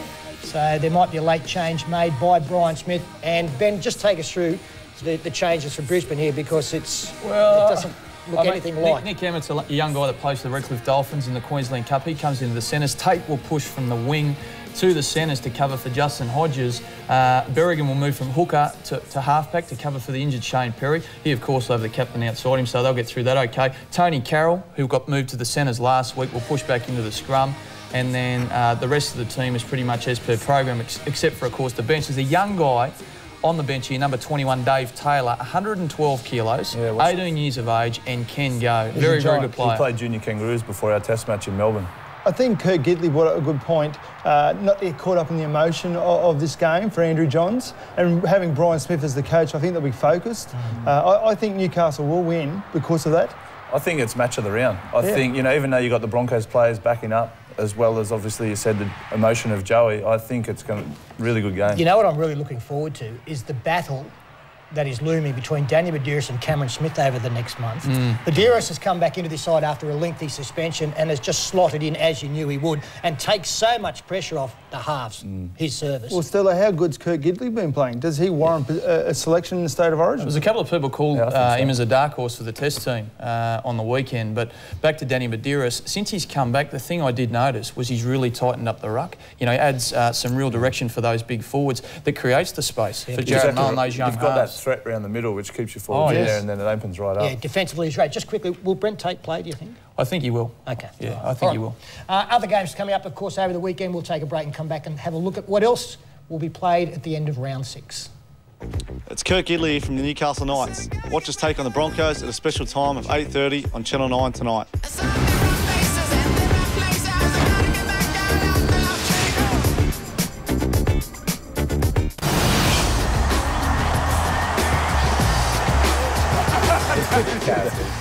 Thank you and welcome to the Sunday Roast. Thanks to the Sunday Footy Show, boys. What a day on Channel 9. You've got the Footy Show. Now the roast. We're going to argue, debate, discuss rugby league issues for the next hour. 4 o'clock this afternoon, Bulldogs Parramatta, the great rivals from the 80s.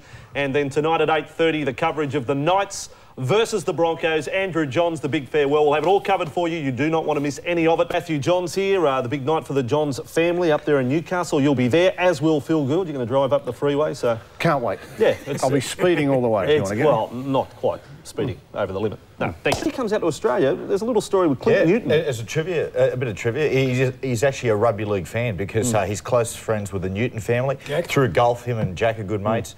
And when he comes to Australia, he actually stays at Clint Newton's house occasionally. So next time he's out there, you can imagine the lineup. They'll be banging on the door. Oh, a little backyard match. Brian Lara. Yeah, it's wonderful stuff.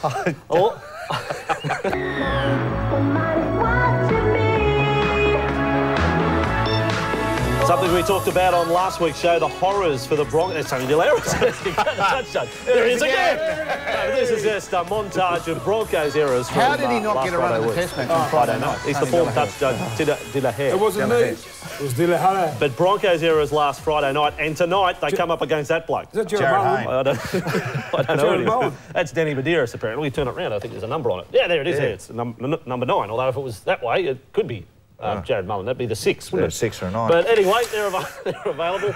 Slightly damaged at half price, but that one at full price is around about $59 and league and less. Jesus, oh, shit. Shivers. Shivers. Oh, dear. Sorry. Gee. Drop Danny Buderus into the water. Tonight in Newcastle, Andrew Johns will have a grandstand named after him in a celebration prior to the night's game against the Broncos. Joining me now live is Phil Gould. And Phil, a very proud moment for the Johns family this evening. It certainly will, Ken. His whole family is here. In fact, his whole extended family is here. Players from grand final successes with the Knights in the past are all here to give him a guard of honour. He'll have a lap of honour, a grandstand named after him, and the fans have been flocking in since early this afternoon. What's the expectation this evening? We've got two very good teams, and of course the Knights have proved they can win without Andrew. Yeah, well, the Knights and the Broncos are both desperate for a win. There's a lot of emotion up here. They've got to keep the football at the forefront. It'll be a sensational game, 8:30 p.m. tonight. Sunday night football on Channel 9. Don't miss it. Thanks very much, Phil. Phil in Newcastle, Phil Gould.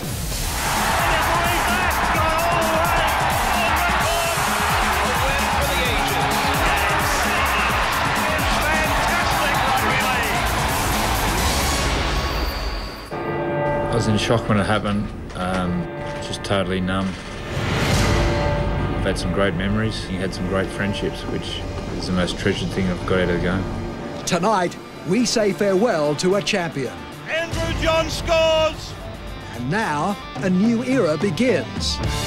Tonight, his apprentice must stand up. Jarrod Mullen's got the shot! What a career he's got in front of him. And stand up to one of the greatest. He'll get it back to Lockyer. Lockyer goes in. That's 14 tries. The Knights versus the Broncos. This is Sunday Night Football on 9. To be able to chase my dreams and my goals in my own hometown is something very special to me.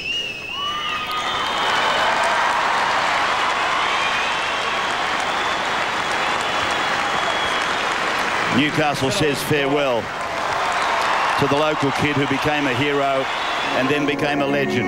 Not a vacant seat, not a dry eye, as they farewelled their #1 son, Andrew Johns, members of the 01 and the 1997 grand final team forming a guard of honour. His brother Matthew, part of that. How are you feeling? I saw Dad crying unashamedly. Yeah, Rabs, it's a very, very emotional night for the whole family. As you said, Gaz has done a pretty tough all day, actually.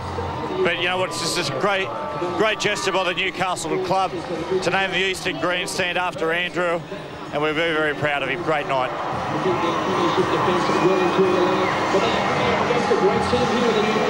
Tonight, I am proud, on behalf of the New South Wales Government, to announce that the new Eastern Grandstand will be known as the Andrew Joey Johns Grandstand. So there it is, the packed Eastern Grandstand. From now on, the Andrew Johns stand. So emotional was Andrew.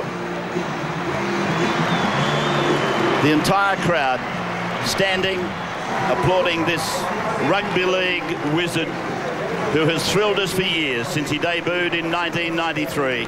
He leaves for the last time. Let's go down to Gus Gould and Matthew Johns now. Thank you, mate. It's hard to keep a dry eye down here. It's been very emotional watching Andrew Johns go around and get the plaudits from the crowd that have supported him for all those years. Absolutely outstanding. Unbelievable, mate. That's a great night. Great night, Gus. I know Dad's done it pretty tough. We're very proud of him, though. And thank you to the Newcastle club. Great gesture with the stand. Yeah, well, I guess while debate rages on as to which is the home of rugby league these days, Sydney or Brisbane, Newcastle takes pride of place tonight. They're in the dressing room. How are these boys feeling? I mean, they know what's going on out here. They must feel an obligation to try and win here tonight. Well, Gus, I was in the sheds in 1999 when we farewelled Paul Harragon. Similar atmosphere, similar feeling in the sheds, and you want to send your champion out on a high note. The Knights are going to try to do that. Let's have a look at the team. At fullback, one of the Knights' key men in great form, Kurt Gidley. On the wings, a real powerhouse, James McManus with Toddy Polglaze. In the centres, the Mad Dog. Yes, he's back and he loves these big games. Adam MacDougall with the speedster, Brad Tye. In the halves, normally a back rower, Daniel Abraham's in the 6. And at half-back, Jarrod Mullen, a big night for Jarrod as well. The back row, Daniel Tolhar, you watch his left foot sidestep, it's a beauty. International Steve Simpson and Matt White. Now up front, we've got Josh Perry tonight, the inspirational skipper, Danny Buderus. What lift he'll give the team. And Clint Newton moves into the front row. Goodbye, good looks. On the bench, a real good youngster, Corey Peterson. You watch him go. Tough as nails, Riley Brown, Adam Walno, Kirk Reynoldsson. The coach is Brian Smith. Good on you, Matty. You did very well to get through that, mate. Berrigan goes deepish to Lockyer. Then, good work, Stagg. Under Tate. On it goes to Darius Boyd. He gets a double. Darius Boyd scores. Brilliant work, David Stagg.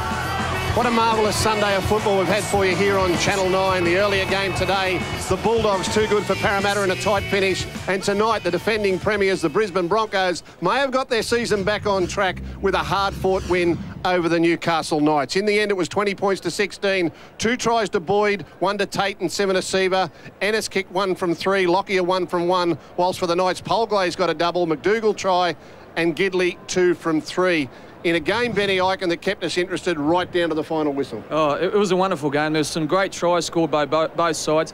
Both teams had their own reasons for coming into this match with full of passion, full of emotions. The Broncos only having won 1 from 5 at the start of this season. And, of course, the Knights, their great Joey Johns, his jersey was retired for this match. There's no more Joey Johns, no more Mercurial number 7. So I think in the end, a match full of emotion was won by the better team. It was. It was a tough ask for the Broncos too. The excuses were there. Players backing up, players missing in front of all this emotion. They've done well to score. They did. Look, Wayne Bennett would have drummed into them this week. It was all about execution. They went out there, they were composed, they were measured, they did what they had to do, and in the end, it got them the 2 points. All right, some great tries, some wonderful skill and some courageous efforts out there tonight, and Matty Johns is downstairs with one of those players. Yeah, thanks, Gus. The Channel 9 man of the match goes to a guy on the losing side tonight. As Kurt Gidley. Kurt, from yourself personally, phenomenal performance. Yeah, mate, I'm enjoying fullback at the moment, and it was a disappointing game, I suppose. It would have been nice to get a win up for Joey and for the fans, so it was disappointing. An emotional night. How was it like in the sheds before the match? Yeah, I think, obviously we knew that Joey, it was his last sort of farewell sort of thing, but we had the game to worry about first, and now that the game's over and we did lose, it was, certainly disappointing. Kurt, look, it goes without saying you've never played better, but your thoughts on Origin football? Oh yeah, obviously I think everyone liked to play, and I've got a sort of a little taste of it at 18th man a couple of years ago, and I'd love to play. So, if we're winning games, I'm happy. That's the main thing. And I think we'd love to see you there. I think everyone, you're playing fantastic. Well done tonight. You're our man of the match. Thanks, Matt. Yeah, back to you, Gus. He was sensational, Kurt Gidley, continuing his great season so far this year. I'll be very surprised if he's not in that Origin squad somewhere. And the Broncos, well, it doesn't get any easier for them. I know they've got their season back on track perhaps tonight, but they run in to the Melbourne Storm next weekend. Well, grand final replay at Suncorp Stadium. The Melbourne Storm have been talking about all off-season. They're ready for this one. They won all of their matches coming to the seasons. The Broncos just starting to hit some form, so I think that's going to be some great rugby league on 9 next Friday night. Those players that were missing tonight, Perry and Hodges, will they be back? We'd like to think so. We spoke about during the call that Darren Lockyer looked awfully comfortable in there at first receiver. Whether or not he decides to bring Perry back into the side, I don't know. But Justin Hodges, he's just one of those players that you want on the field. It was an absolute pleasure to be here at Energy Australia Stadium tonight for the big clash, seeing Andrew Johns farewell. It's been a great weekend of rugby league. To you people that have been with us all weekend, thanks for your support. See you next weekend. Bye for now. This has been another presentation from Nine's Wide World of Sports. Also tears and cheers for league great Joey Johns. To the local kid who became a hero, not a dry eye, as they farewelled their #1 son. High emotion wasn't enough to help Newcastle beat Brisbane last night, but the city did give Andrew Johns a farewell to remember. Joey's dad, Gary, wasn't the only one in tears as the great halfback did a lap of honour in front of 26,000 fans at Energy Australia Stadium, the ground's new grandstand named in honour of the champion #7. As they farewell to be able to chase my dreams and my goals in my own hometown is something very special to me. The Knights turned on some inspired footy like this. Corey Patterson passed to try scorer Todd Polglaze, but a try to youngster Darius Boyd got the Broncos home by 4. Newcastle forward Clint Newton will have scans tomorrow on a neck injury that forced him from the field. Ken with sport next, and Eels fans test Hassan El Masri's sense of humour. They did, plus there's an issue of shaking goalposts when he kicked. Also, the Night City honoured a #7 without equal. Last night, Andrew Johns received a champion's farewell as the people of Newcastle got their chance to say goodbye. Players from the Knights' 2 grand final winning teams formed a guard of honour. They named a grandstand after Johns, and his #7 jersey was retired for the night. I think a statue's in order as well. If they just get enough bronze around there for his backside, there should be a massive statue at the front as well. In the end, the Knights could have done with the real thing. They lost to the Broncos 20-16. For sport now with Matthew Watt. What an emotional night for Andrew Johns. Yeah, they're tough up there, but they were choked up on this one because Newcastle said thanks, but it didn't all go to plan. Coming up, the tears flow as Joey says goodbye to the Knights. It's something very special to me. And the tears flowed from fans and family as Gary Johns and Newcastle said goodbye to their favourite son. To be able to chase my dreams and my goals in my own hometown is something very special to me. But the Broncos spoiled the Andrew Johns party. Oh, a mistake! And the Broncos will score! Todd Polglaze made amends with 2 tries, but a Darius Boyd double prevented Joey from going home a winner. Patrick Mullen, 7 News. You should take a moment to acknowledge the fitting send-off that the Knights gave Andrew Johns last night at Energy Australia Stadium. Now, look, it was great to watch, and Andrew Johns is truly one of the game's legends. They named the stand after him, the Andrew Johns stand, the new stand that they've built up there, and I think it was fitting. Mate, it's a fantastic night for everybody involved, for Andrew Johns, for his family, for the players who played with him. You know, they'd all turn up to the ground. Malcolm Reilly was there, ex-coach. Well, they had the grand final sides, unbelievable. 97 and 2001 grand final sides there. He's brought so much joy to so many players. You saw a young kid crying to adults. As a Queenslander, he's the closest thing to Wally Lewis. I think New South Wales have finally got a Wally Lewis now. But we've got a statue, and there will be a statue. And I think that's the closest that you can get to Wally Lewis. And that's the highest honour that I can give. And then there's the Clive Churchills and the Reg Gasniers and all those players that I didn't see. But he's up there with the greatest of them all. What a career it was. Now it's time for a break here on Monday Night Football pre-game show. When we come back, we'll have a close look at just how the Knights came to giving Joey that perfect send-off. Gidley gets it back for Buderus. One-hander away. Perry bats it on. Patterson for the corner. Flick passes to Polglaze. Polglaze! He has scored his 2nd try. He points to the spot. What a magnificent effort. Newcastle have scored. What an interchange of passing that was. You can't coach this.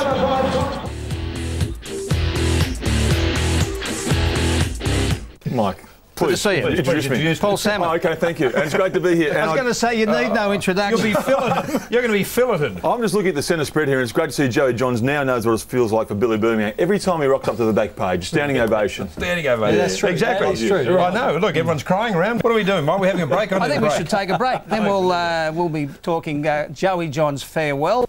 Well, are we supposed to be talking about any serious subject? A huge send-off last night for league legend Andrew Johns. The good folk of Newcastle turned out to farewell their hero as he took that final lap around Energy Australia Stadium. Johns played 249 games for the Knights, scoring 80 tries and 917 goals. That's what he kicked for a record tally of 2,176 points. And no chance he'll ever be forgotten by the Newcastle faithful. A stand at the ground will now bear his name. Joey, overcome by the emotion. To be able to chase my dreams and my goals in my own hometown is something very special to me.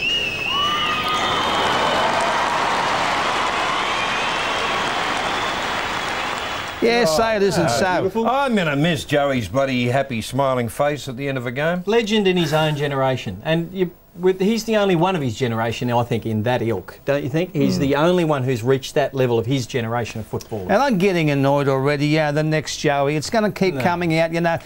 Jonathan Thurston, there ain't no next Joey. No. Because all those immortals, you know, the 7 immortals, he'll be the 8th. Yeah.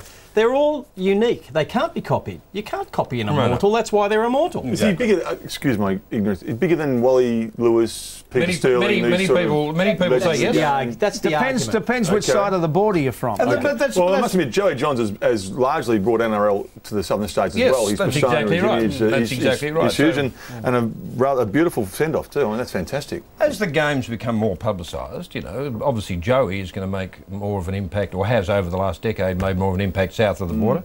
And that's the lovely thing about it, Mike. It'll be barroom arguments and conversations. How does Joey stack up against Wally Lewis? As you said, probably that's an across-the-border argument. I just wonder how he's going to cope, because nobody loved playing that game more than Joey. Nobody. To put it in an AFL perspective for the southern states, I think he was like Lee Matthews, only bigger. You know, and you know how respected Lee Matthews is, and probably the greatest player we maybe have seen play the game. And Joey was only, I think he was. You know what we're doing well in sport now? I think we're actually acknowledging our champions much better. I think we're just, you know, sending them out appropriately. We're seeing it in both codes, and that's a great way. Maybe that goes back to your observation earlier. I mean, the more media spotlight there is on sport, the more the crook things will come out, but the more the good things. That's exactly right. Which is important. Which is Did I say that, Billy? You got that exactly right, Mike. And Joey, one of the good guys, and as well as one of the best players you'd ever want to see. All right, boys, last Sunday it was a big night up in Newcastle. One of the greatest players of all time, Andrew Johns, was rewarded with this distinction. The new Eastern Grandstand will be known as the Andrew Joey Johns Grandstand.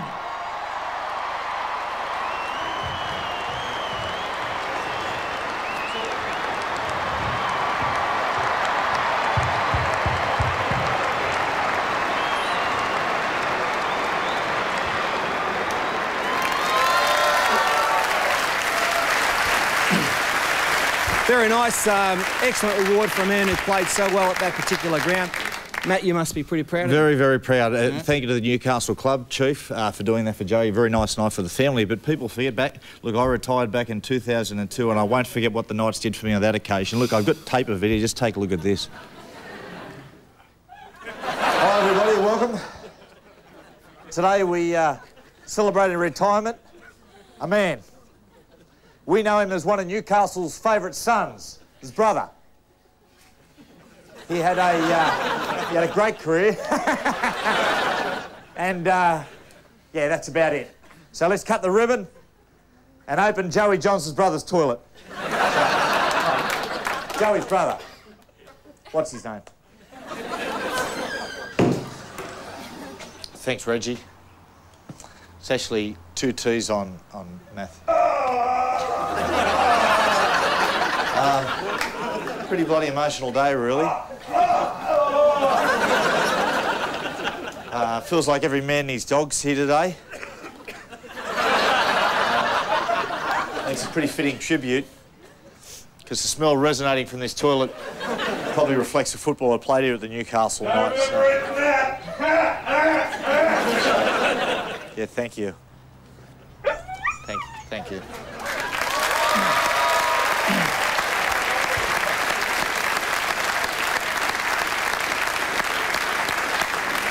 Good memories. Good memories. Excellent work, and obviously Reggie's been doing some good things off the field as well. Yeah, of course. Very good. Yes. And then on Monday night, the Knights at home in Newcastle take on the Sharks. I found it hard to go past the Sharks because playing some great footy. Give it to Canberra the other night. I think it's been an emotional couple of weeks for Newcastle as well. They've got to come off that. Yeah, well, look, I've got to say, you know, there's been a lot of new coaches this year, and I think Ricky Stewart has made an impact to that club already, again, by their defences so well. I think Brett Camorley's playing the best football he's played for a long time. Yep. He's enjoying Ricky's coaching. I said last week Paul Gunn's playing good. There's so many young kid birds playing well. Mate, they're a strong team. They're going to do well this year. I reckon, Gertz. I reckon the Sharks can win it. I reckon they can win it this year. What, the competition? Mate, I'm telling you right now. Are you serious? Mate, the way their back row's going and the momentum they're building. Look, there's a number of teams that can win it. If they continue to improve and Camorley keeps playing the football he's playing, they can win the competition. And if it rains in Brisbane, are you serious? Well, I reckon they can. That's the best ever. Yep. We'll just wait and see. That's the something. What odds will you give me, Fat? What odds will you give me? Whatever they are with Lassiter's. I tell you give me 20s, I'll have 100 on it. That's illegal, boys. 20s, they're 10s. I'll give you whatever they are. You can have 100 on. I'll have 100. And you'll give the money to charity. Of course I will. All right, now. Men of League. There we go. Very sad when Brett retired in 1993, as was the case this year when Andrew Johns left our game also. Very emotional night and a job well done by the Newcastle Knights in the promotion of sending Andrew Johns off. If you did miss it, this is how the night went. There's so many people I want to thank. Firstly, I want to thank all the players I've played with over the years. We've got so many special memories over the years, both on and off the field. The guys who made the Guard of Honour tonight, a lot of them have travelled a long way. Thank you very much for putting your time out for me. That's what's made the game so special, all the friendships I've made. It's been sensational. To the club, to the Newcastle Knights, I really love this club. To be able to chase my dreams and my goals in my own hometown is something very special to me.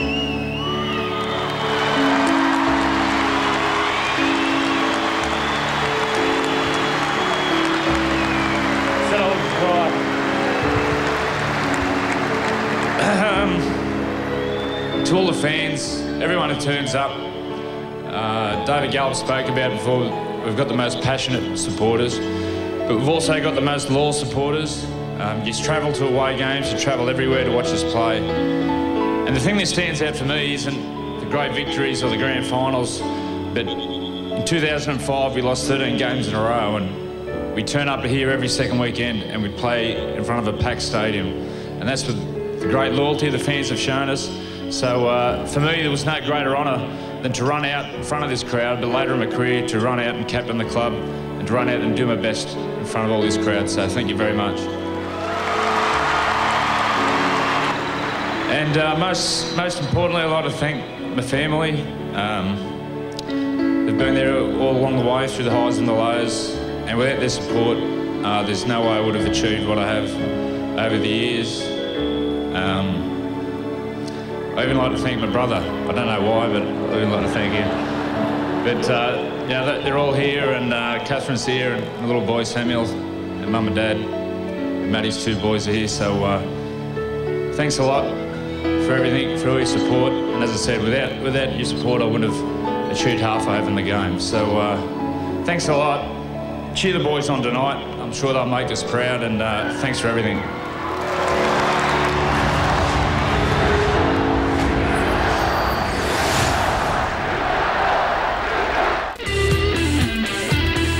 Second home game in a row for the Newcastle Knights. They lost a narrow one to the Broncos last week, and of course the Sharks coming off their big win over the Raiders, a 1-0. There's Adam MacDougall and the Cronulla Sharks players turning up at the ground, getting ready for the big match. Let's head back to Newcastle with Knights coach Brian Smith, who's joined by Andy Raymond. Brian Andrews' injury, his retirement and farewell is now behind us. Whilst it's been a disappointing month, now you can solely concentrate on footy. It must have been hard. I think it has been difficult for everybody. I think we're all been, touched, shocked, dismayed a little for Andrew, but he's actually put his head back into training a couple of times this week, and I think everybody in Newcastle sort of put it to bed as best we can. Speaking of training, what has been your focus this week?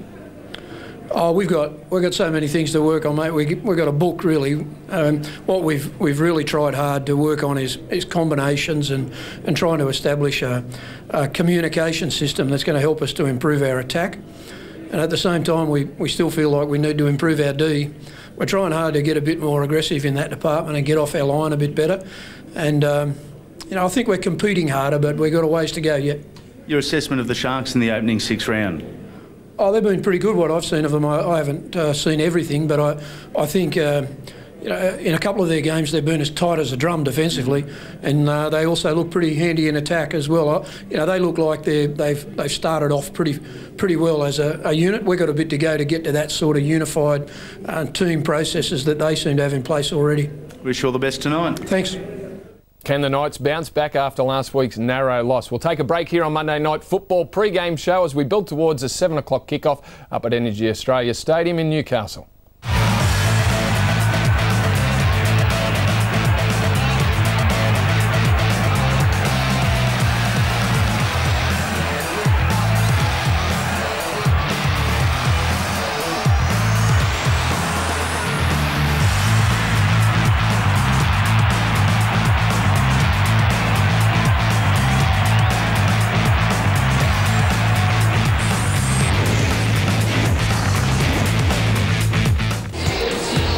Bulls Cafe. You must be wondering what's happening, but you can see the pictures there. Craig Smith, the barista of the old Bulls Cafe. Of course, Craig Smith retired last year. Luke DeVico also half owns, and it's underneath the new Andrew John stand up there at Energy Australia Stadium.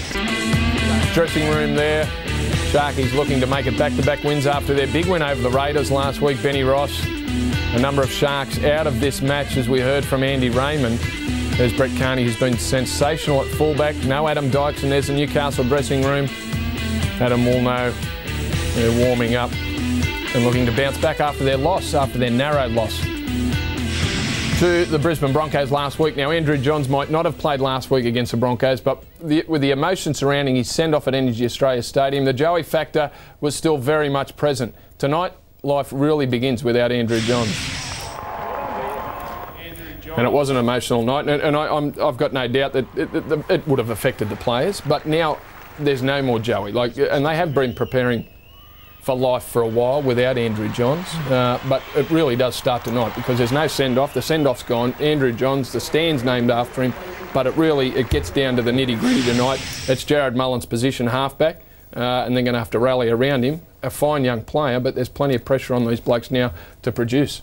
Yeah, last week was closure. Yeah, that was the end of the Joey era, and yeah, I can understand the sentiment that was attached to the match, and I think it would have affected the players. But you're right, exactly. Jarrod Mullins is the man now. He's the guy that's got to take the team forward, and he's the guy that needs the runners that Andrew Johns had, and that was the big thing about Joey. Joey was a great player, but the players, the runners, believed in his capacity to put them into holes, and that's what they had They need the same faith in Jarrod Mullen. Well, Joey made players look good around him, didn't he? Look, and Jarrod Mullins, he's a rookie. He's only played 20 or so first-grade games, but I think there's something in Jarrod Mullen that says he's going to be a fantastic player. Oh, great player, and a lot of pressure on him tonight, especially with the 5'8" pulling out. I think, for him tonight, it was easy to get up last week. It's easy to play with Andrew Johns because there's a lot of motivation, but now they know that it's life after Joey. As you said, it's closure. It's time for him just to perform and put his own stamp. I'm sure he doesn't want to be Andrew Johns. He doesn't want to be known as Andrew Johns. He wants to be known as Jarrod Mullen. Yeah, his own player. Now, with the departure of Andrew Johns, the man who'll take on more responsibility for the Knights is their captain, Danny Buderus, who earlier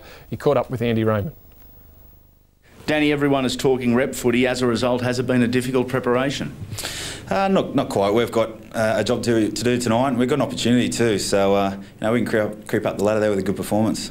Short-term injuries haven't been kind to the Knights this year. As a result, getting combinations in crucial positions has been difficult. Yeah, that's right. We've got Jarrod there at halfback, and he's with a 5'8" outside him. He's had Daniel Abraham a couple of weeks, and now he's going to have Riley Brown. So he'll go well, but we'll have a permanent 5'8" there in the next couple of weeks, hopefully. What have you made of the Sharks so far? Their defence has been outstanding. Yeah, the culture obviously that Ricky's brought is a defensive one, and they're getting results from it, and they're winning games from their defence, and they'll come out here tonight and try and do the same. Good luck tonight, Danny. Thanks, Andy. Yeah, his developing combination with Jarrod Mullen will be a key tonight. Danny Buderus. What a game here in Newcastle. 20 points to 16. They improved their record to 4 wins and 3 losses. But they did it the hard way in the last 10 minutes. But coming here, that's exactly what we expected. A tight, close contest between 2 evenly matched football teams. And we got it. We got it in the second half. Newcastle, they went out to a 20 points to 4 lead. But the Sharks had all the energy and they flew home. But Newcastle, they were desperate. They hung on. And that is character building stuff from their football team. They were unlucky last week against the Brisbane Broncos, but they have responded once more, playing at home in front of their fans. It was a gutsy performance. Congratulations to them. Terrific win by the home side. The Sharks now have 3 wins and 4 losses, and their wins have come against the Panthers, the Dragons, and the Raiders, of course. Not a great form line, but in the meantime, we go downstairs to Andy. And this could be a worry on live TV. The mad dog, Adam MacDougall's just said to me, I've got no idea who I am or where I am. Knock to the head. Yeah, a bit of a knock to the head. Hopefully, when I look in the mirror, I look a bit better looking than I really do. I thought getting hit to the head a bit the least of your worry. How's his arm? Oh, mate, I've got no idea where I am, who I am, or what's going on. So at least we won, and yeah, hopefully, as I said, I'll look a bit better looking when I look at myself in the mirror. You can tell by the reaction here it was a good win, and it was a good win, a character-building one. Yeah, it was a top win. I couldn't tell you what round it is at the moment, but I don't know if we won many games this year, but it's certainly good to get a win. Remember that 1,000 you owe me? Yeah, I probably owe you more than that, just quietly. God bless you. Well done, Adam MacDougall. Cheers, thank you. Well, he's in a jovial mood. There's the mad dog. He'll be happy about the win as well. A 4-point victory after leading 20 points to 4 with 9 minutes on the clock. It came down to a desperate last set of 6 for the Sharks. What a tough week it is going to be, of course. City Country at Coffs Harbour on Thursday for 7 of the Sharks, and they fly to Auckland, those players, on Friday and play the Warriors on Saturday. That will be some sort of trip. We'll see how they back up, of course. The Knights move on to a clash against the Bulldogs. What a reception for the Newcastle side. Jarrod Mullen, he was fantastic, of course, tonight. We still have our man of the match, our Bundaberg Rum man of the match to award. And as the fans file out, they won't be surprised to learn. Of course, it'll be the player we'll be seeing in just a moment, speaking to Andy Raymond. The Sharks back in the sheds. Well, they will think what could have been. Speaking of our man of the match, let's go down to Andy. Yeah, there are a couple of contenders, Steve Simpson, Jarrod Mullen, but this guy, Danny Buderus, our Bundaberg Rum, $1,000 man of the match. You let him back into it? Yeah, we did, mate. A bit inexperienced there, and you know, we set the win up there. It was 20 to 4, and we were cruising, and you know, great side that Cronulla are. That fought right to the death, and you know, they nearly got there in the end. Most games this year, 50 minutes an arm wrestle. You won that, you played short, then you used it wide, you got points. Yeah, no, we set it up. We're playing a bit better each week, and we're listening to our coach and our game plan, and you know, we're taking it out. We're still not playing for 80 minutes. We're clocking off a bit, but that'll come hopefully in the next few weeks. Jarrod Mullen, just so much pressure on him over the last couple of weeks. He's starting to settle down. His football has never been doubted. He's a class act, isn't he? Yeah, you got to feel sorry for Mullen. A lot of pressure went onto him, and you know, he's still playing without a 5'8" there, and you know, Riley's did a great job tonight, and Daniel Abraham's been doing a great job, but you know, he's only going to get better, and you know, whether it's 5'8" or halfback, you know, we'll soon see. $1,000 Bundy man of the match. Well done. Thanks, Bundy. Thanks, Andy. So, mate. David Buderus, our Bundaberg Rum man of the match. What a performance he put in tonight. And we will take a break here on Monday night. And we'll come back in a moment with Greg Alexander and the boys in the studio to take you through the wrap-up, the live media conference as well. That's all on the other side of this break. Make sure you stay with us.